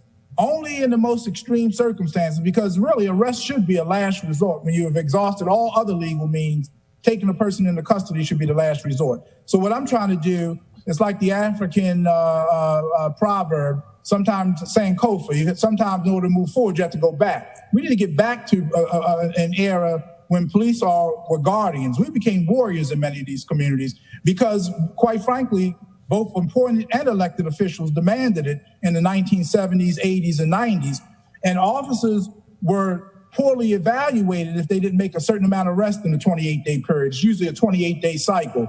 If they didn't pull over a certain amount of cars, if they didn't make a certain amount of arrests, if they didn't seize handguns or drugs. What I'm saying now is that quality is what the customer says it is. Who are our customers? Our customers are the community. So if the community's happy with seeing us being more visible, collaborating with them to solve problems, doing those type of things, preventing crime, then that's the work. And that's the model that I'm moving forward, moving from. But you're not going to take 30 years worth of culture, and I've been here 14 months and wave a magic wand, because then you're asking me to be Tinkerbell and fly across West Street, and all of a sudden everything changes. This is not Disneyland. We're trying to dismantle internal controls and shift a way of thinking. And so I think we've come a long way. And in short order, our policies are going to reflect that. I plan on using the body-worn camera footage. Now, I think it's some kind of policy and union agreement. I can't randomize looking at body cameras to catch somebody, but surely we can put measurement performances in place to look at it from a different set of lenses, not to catch an officer doing anything wrong without a complaint, but to look to see how often our officers are out there. I can use cameras to see how often they're out there on foot and out of those cars. They're not out there enough. I agree with everybody who said that. They're not visible enough. You see the cars all over the place. You just don't see the officers outside of those cars. And so it's those kind of things, Alderman Savage, that I'm really working to do. It's frustrating for me sometimes because I was a foot officer myself. I know what it's like to walk 8 hours a foot. You're not going to find too many young officers these days who are on foot for 8 hours. They haven't been trained to do that. That hasn't been the culture. We're going to try to change it. So I hope I've answered your question. Thank you. It's those kind of things you're going to see, and it's going to become a part of policy. Yeah, and I think we need to see some of those policies, right? I mean, we are the policymakers, but also because the ultimate goal is to improve trust between the police and the community, right? And so I think if you can get those policies out there, public somehow, that's going to help, right? And that's going to help us, your constituents, the whole community, I think, to know that. So I definitely want you to see us, hopefully, as allies here. And I know the related question, obviously, is the budget. And I do think, I get that we'll probably be hearing from a lot of departments that they don't want to discuss any reductions, but I think with this looming deficit, we're going to have to, at some point, really have that discussion, because I think I don't know how else we're going to fill that deficit. So we're going to. That's why we're asking you the hard questions, and also fire, the two largest departments, is how can we get there? And I don't think it necessarily means a reduction in services. I think we operated just fine back in 2015 with 130 officers. Now we have 174. So, I mean, do we, your department best, I think. So do we need to have a bomb squad for our department? Do we need to have all these other units that are duplicated in the county or even the state? I mean, fire is a similar situation. Do we need an extra ladder truck if the Navy and county have one nearby? I mean, these are really questions we need to get at some point. And I think hopefully, if you don't want to have a conversation with us about it, hopefully you'll be telling the administration giving them some ideas. I'll have a conversation with you, sir. I feel that I'm accountable. That's the quickest way for me not to be here long. I'm accountable, but we're far less than we were in 2015. We're short. We don't have the number of officers. That was real. I wasn't saying that to dramatize. Every time we do an adequate public facilities packet, we have to mitigate.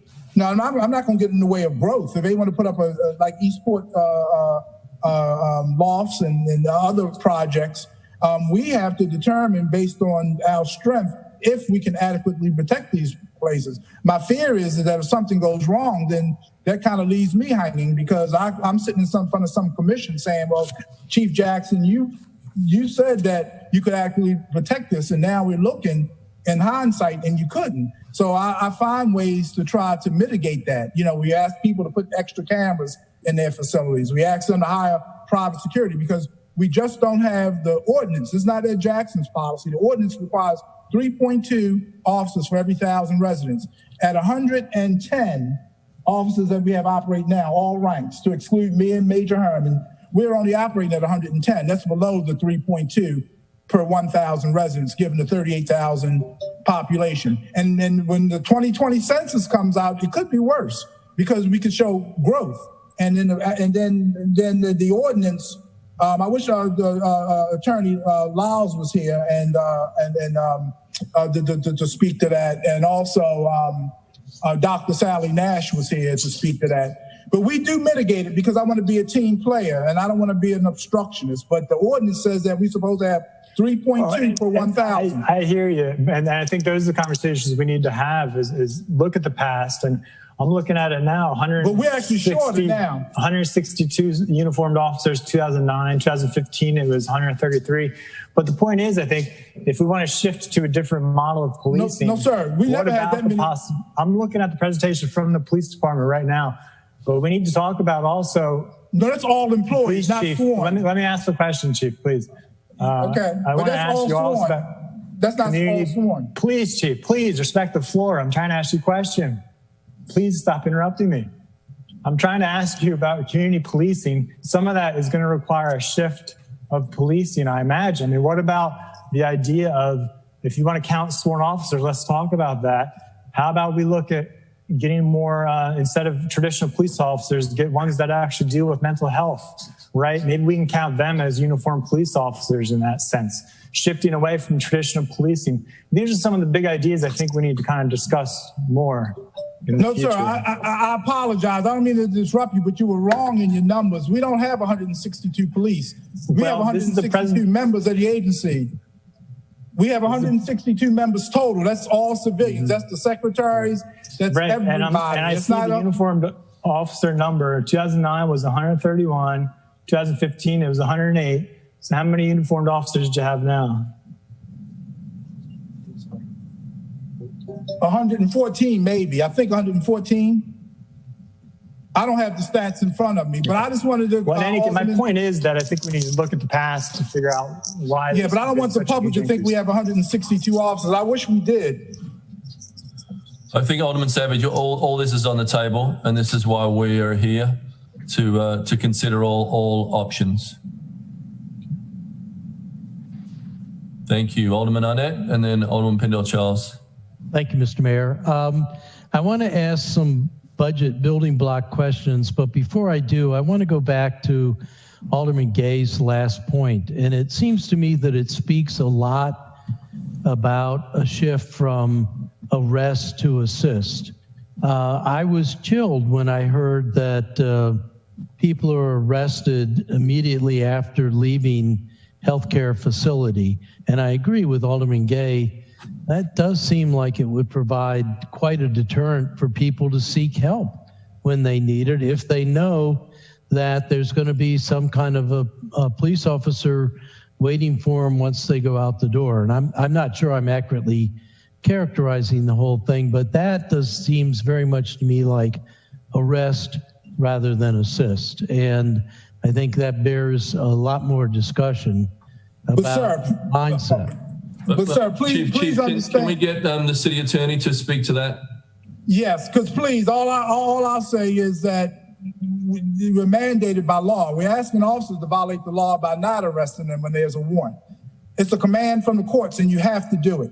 That's not our policy. That comes from the courts. But my question is, how did they even know they were in the facility? It almost feels like there's some sort of duplicity between the healthcare provider and the police department. No, we're only talking about detainers. There's no duplicity between or any conspiracy between healthcare providers and the police department. That only occurs when there's a detainer. And that's a whole nother conversation. I think I can't say it in a couple of words, so that may be a conversation that you have with the city attorney, and he may be able to better articulate it. But no, sir, it's a whole lot of ways that they get information at hospitals that a person is wanted. And it doesn't always come from us. Sometimes they actually call us to tell us that the person is wanted. And so that's a whole nother conversation. But I just want to make the point that a warrant doesn't come from us. A warrant comes from the courts. Is city attorney going to speak, or shall I go on to the budget? I'll only speak if you ask me if I get a direct question. There's a lot going on. What's the question you want an answer to of the 5 that were posed? Well,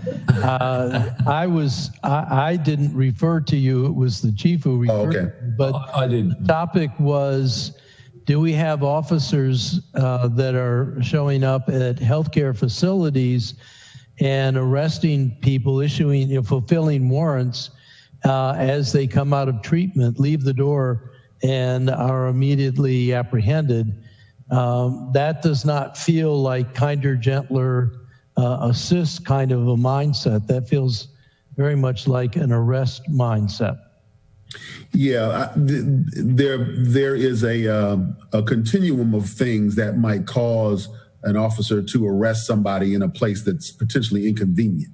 Without knowing the facts of every particular situation, you don't know why an officer was there. I wouldn't be able to opine unless I was given a specific circumstance. But I will tell you that if a person has a warrant and an officer knows where a person is, it may be that that person has a specific request from a court to go get a person from place A and take them to place B, all related to a court requirement that has nothing to necessarily do with the police officer just waiting for folks, but I need to know more. I agree, and I think I'm just picking up on an isolated example, and I also don't know the particulars, but I was chilled when I heard the story, and I am thinking very much the whole reason why we're trying to establish an Office of Community Services is to move from just arrest, give a record, build a path to never get out of underneath the whole oppressive system, and basically trap people in a place where there's no future for them. And I also think that people who are using drugs need clinical care, and they need to be encouraged to seek care, and they shouldn't have fear if they go there that when they walk out the door, they're going to get nabbed for something. That's my only point. And I think it's a matter of psychology and what kind of policing psychology we're engaging in. And you're absolutely correct. We don't know from case to case. Well, and two, I would say that our police are not technically authorized to pursue folks in warrants unless they're doing a stop on the road. The sheriff's office, which is that's what I thought of the court, would be the ones to effectuate warrants. So chances are APD is not involved in that process unless the sheriff needs backup. But we would not be the ones doing that unless it was someone being pulled over in the context of an already ongoing investigation by an APD officer. Well, let me turn to the budget questions, and I want to sort of build this up stepwise. And I'm speaking largely about our sworn officers and how they're deployed. Am I correct, Chief, that we have 4 shifts that we do our policing, 3 on, morning, afternoon, and nighttime, or whatever they are, and then a 4th shift that's off? Is that how our shifts are constructed? Yes, sir. 2 squads each, 2 shifts and 4 squads, 12 hours each. So you're correct. Okay, so if let's take the number of actual officers we have hired. So let's say it's 110, and they're deployed across 4 shifts. That's 27 or 28 officers per shift. It does not feel to me like we're seeing that number of officers on the street. So I guess the question is, I'll let you get, the question is, how many actual police officers for any given shift do we have on the street? The kinds of things that are visible to the community, and the kinds of things that Alderwoman Finlayson is talking about. You're on. Yes, sir. Of that 28, you have to take out on any given day 6 or 7 detectives, 10 detectives. So that takes it down to 18. You have leave that we have to talk about. So when we talk about the squad, people have entitled to a day off. So you could take another 3 or 4 off for leave. These are estimates. So that takes it down to another, 13. And then we have the net teams. We have 3 in each, 6 of them. 6 net teams. Yep. So that takes it, and 8 and 2 supervisors.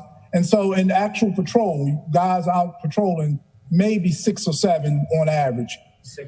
That's been my understanding. We have sick leave, military. Right. So when you talk about those numbers, not all of those numbers are always here in the station all at one time. There's other factors, variables.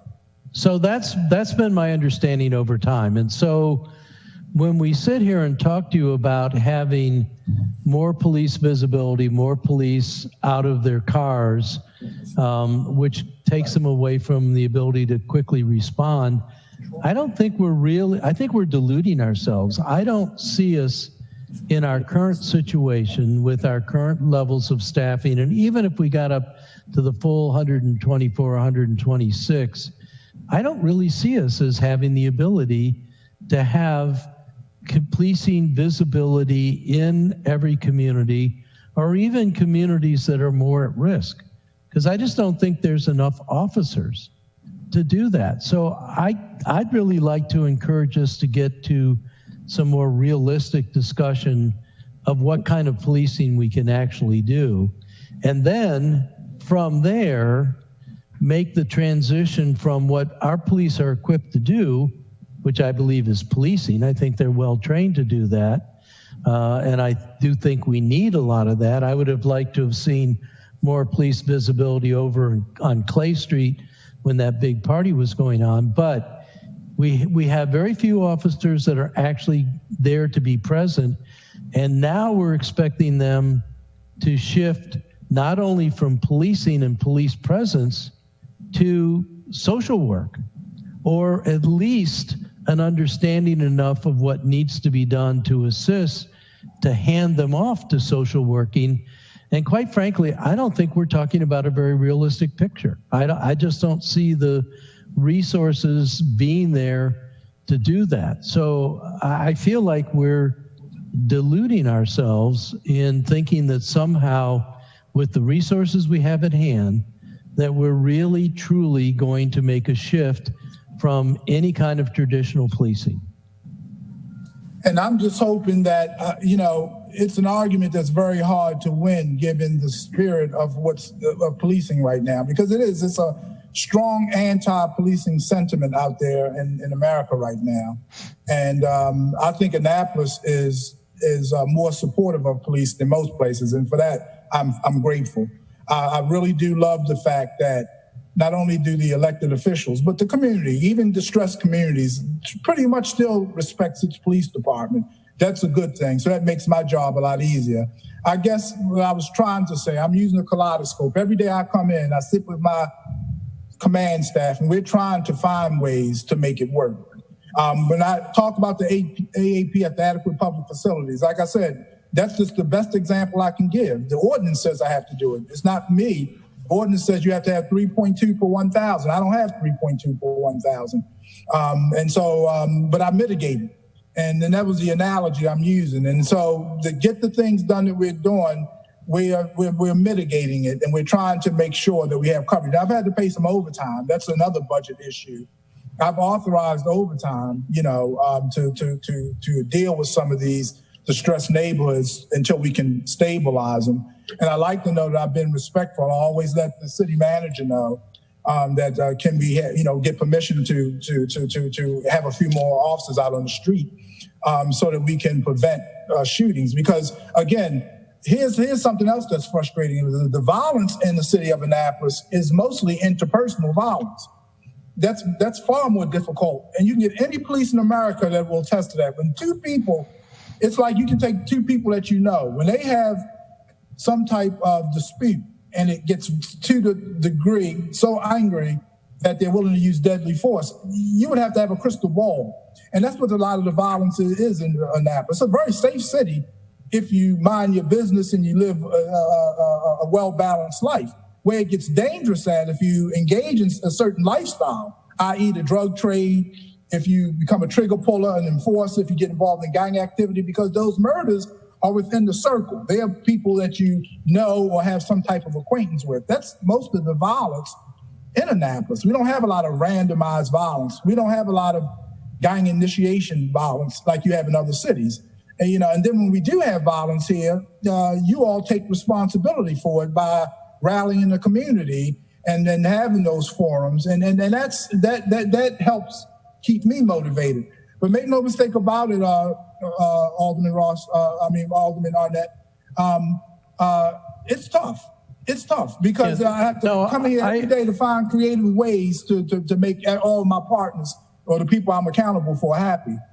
But I agree with you on the targeted violence, and you made that point well when the mayor had the meeting with Alderman Gay and I and some of the people from my community.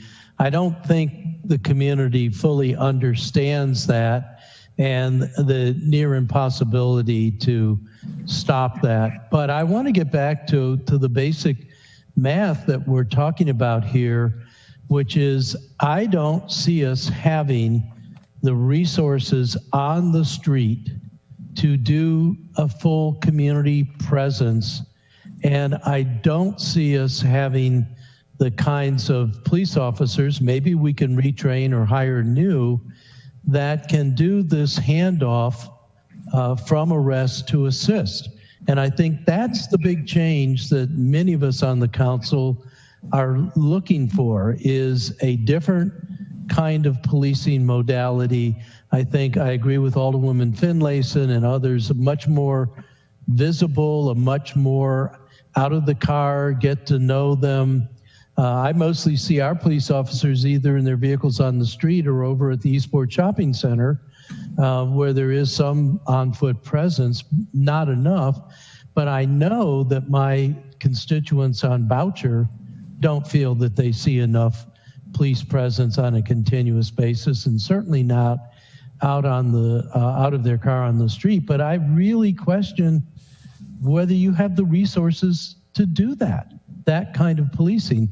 And so when I look at your budget and I look at all the other things we're spending, you have a huge administrative staff, you have drug dog staff, you have a SWAT team, all of those things.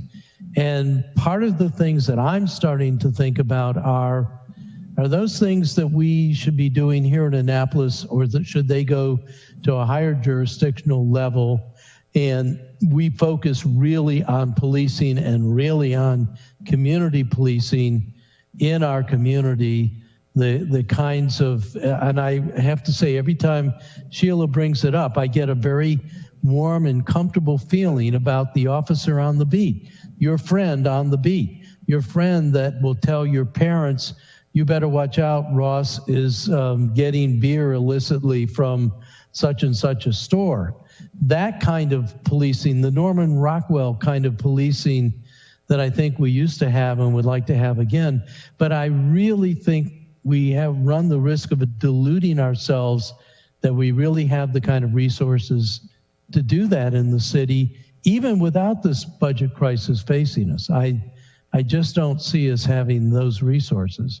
Well, can I say something? Is a topic of discussion for my colleagues on the council is we need to be realistic about that. I will. And Chief, we're getting down to the last question now, so. Well, Mr. Mayor, if you'll permit me, I'm just going to make the point that our SWAT team, because I hear that a lot, our SWAT team, like many of our units here, these officers multitask. These guys, if we have a high-risk entry, they're patrol officers. They work in other areas of the department. It's not all they do is SWAT. Baltimore City, Baltimore County, Anne Arundel County, those police departments are much larger.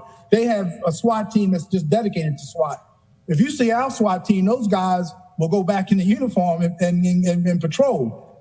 Everybody here has more than one job. Our homicide detectives investigate robberies, rapes, all crimes against persons. So we don't have a cadre of officers just earmarked for the SWAT team or other specialized units. I can't think of one officer here that doesn't multitask. And so we do have a SWAT team that's very small, but those SWAT teams also patrol. You know, so we don't. So I just want to make that point. I don't want to be left with the impression that I have 10 officers that's dedicated to SWAT and all they do is lift weights and practice climbing buildings and make an entry every day. No, they're out there in the street, and if something happens, they come back in the station, and they have a lot of jobs. And they change and they do SWAT. So I just wanted to make that point. I will just say I will want to be pursuing this. I will want to be pursuing the drug dogs. I want to be pursuing the paramilitary equipment, all of those things, because it feels to me like those are things that could be taken away from doing the true community policing, the warm and fuzzy, know your community kind of policing. And maybe you're right, but multitasking means that at some point they're not in the neighborhood, they are doing that other task or those other tasks. We'll have that same kind of discussion with fire. I see fire's listening as part of the attendees. And I think this is the time when we're going to have to really dig in and ask ourselves some tough questions and narrow down onto the kinds of things that we want to afford and focus on. So I think that's for future discussion. So we're a little bit after 5 as you get Alderman Pindell Charles to wrap it up. Is that okay with everyone? Okay. And I'm going to take as much time as I want because everybody else has now. First of all, as an introduction, let's get the elephant out of the room. I know we're talking about dropping out police and picking up on counties. Okay. I guess I've been in this area of police and law enforcement and public safety too long, but I think that's not the way to go. And I'm going to go down a list of, I think I got 8 items on here. Number 1,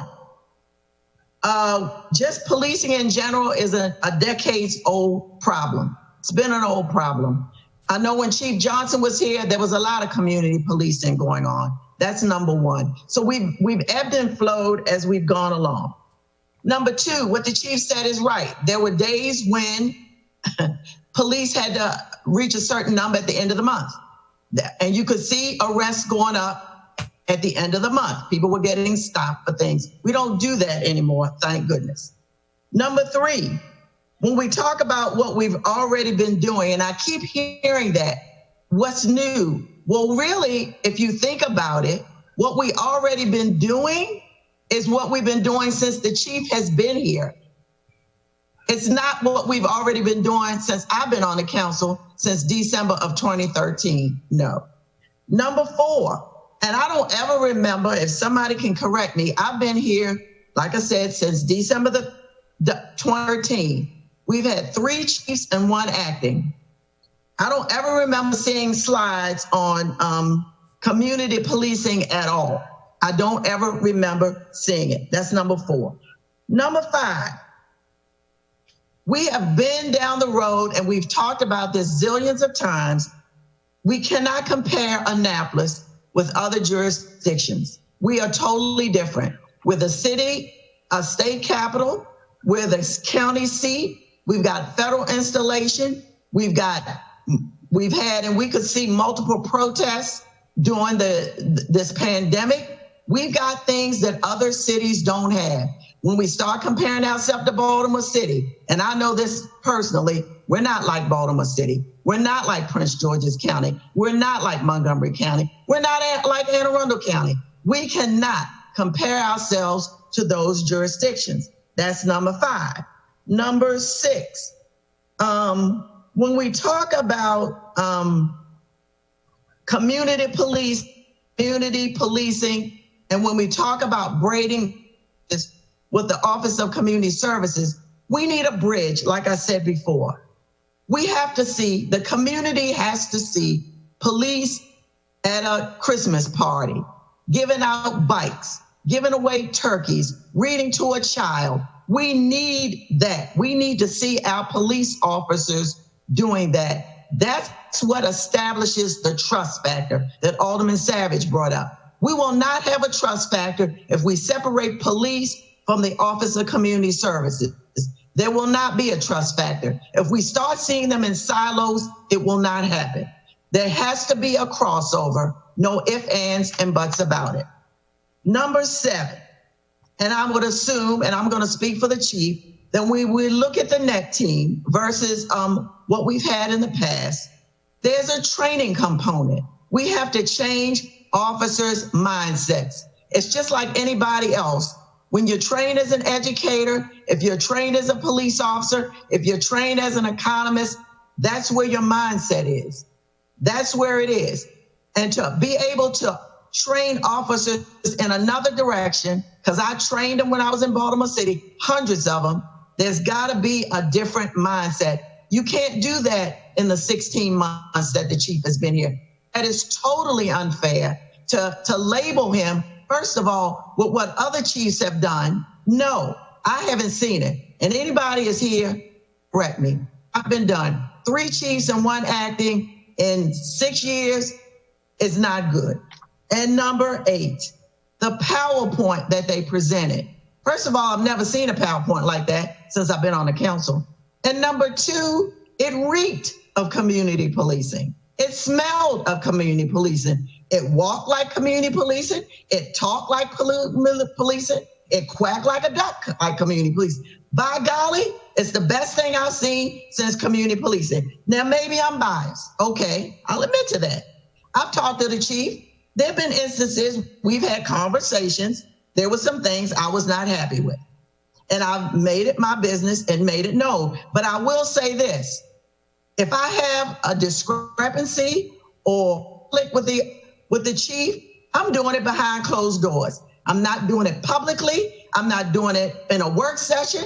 I'm not doing it at a council meeting. I'm going to do it behind closed doors, because more than likely, there's another answer to that question that we're missing. And I've worked with police, like I said, for years, but there are things I don't know and I can't see. Just like with the incident, when we're talking about the issue of serving warrants. It's a complicated issue. It depends on the circumstance. You don't want somebody walking out of a hospital who may be a suspect or worthy of arrest for a murder. That just doesn't happen. That makes no sense. We have the safe stations. People know that they can go there and not be arrested for drugs. It's the same alignment. So we need to be much more, I think, this is Rhonda speaking, much more respectful when especially it's an area of expertise that we're not savvy in.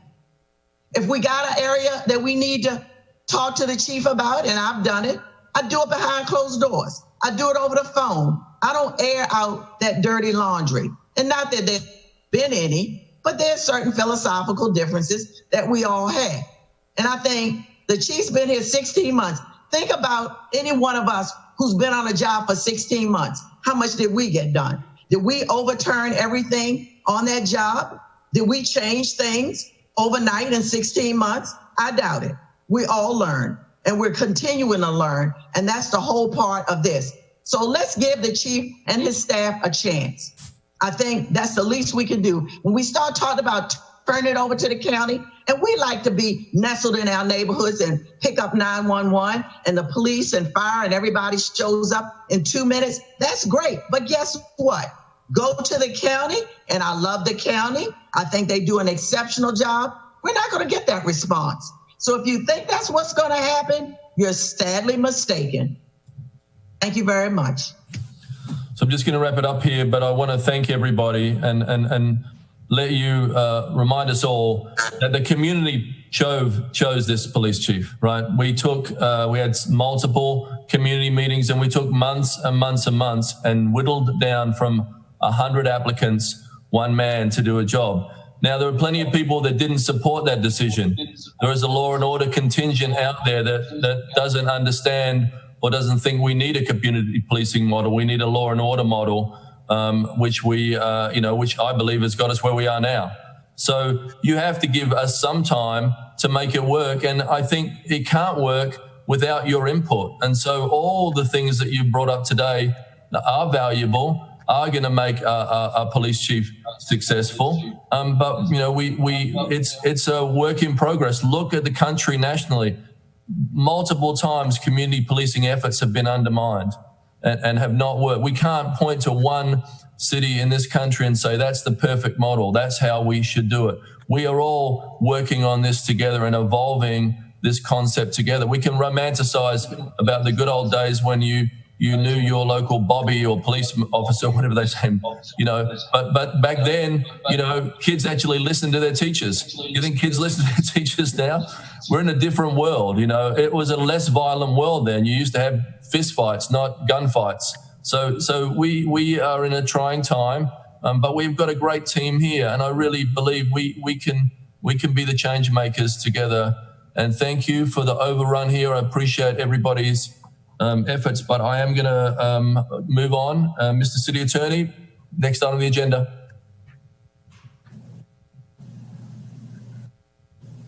Yes, sir. That ends the agenda for today. Brad is not here, so I'll make the motion to adjourn. All those in favor say aye. Thank you all. Aye. Aye. Meeting adjourned.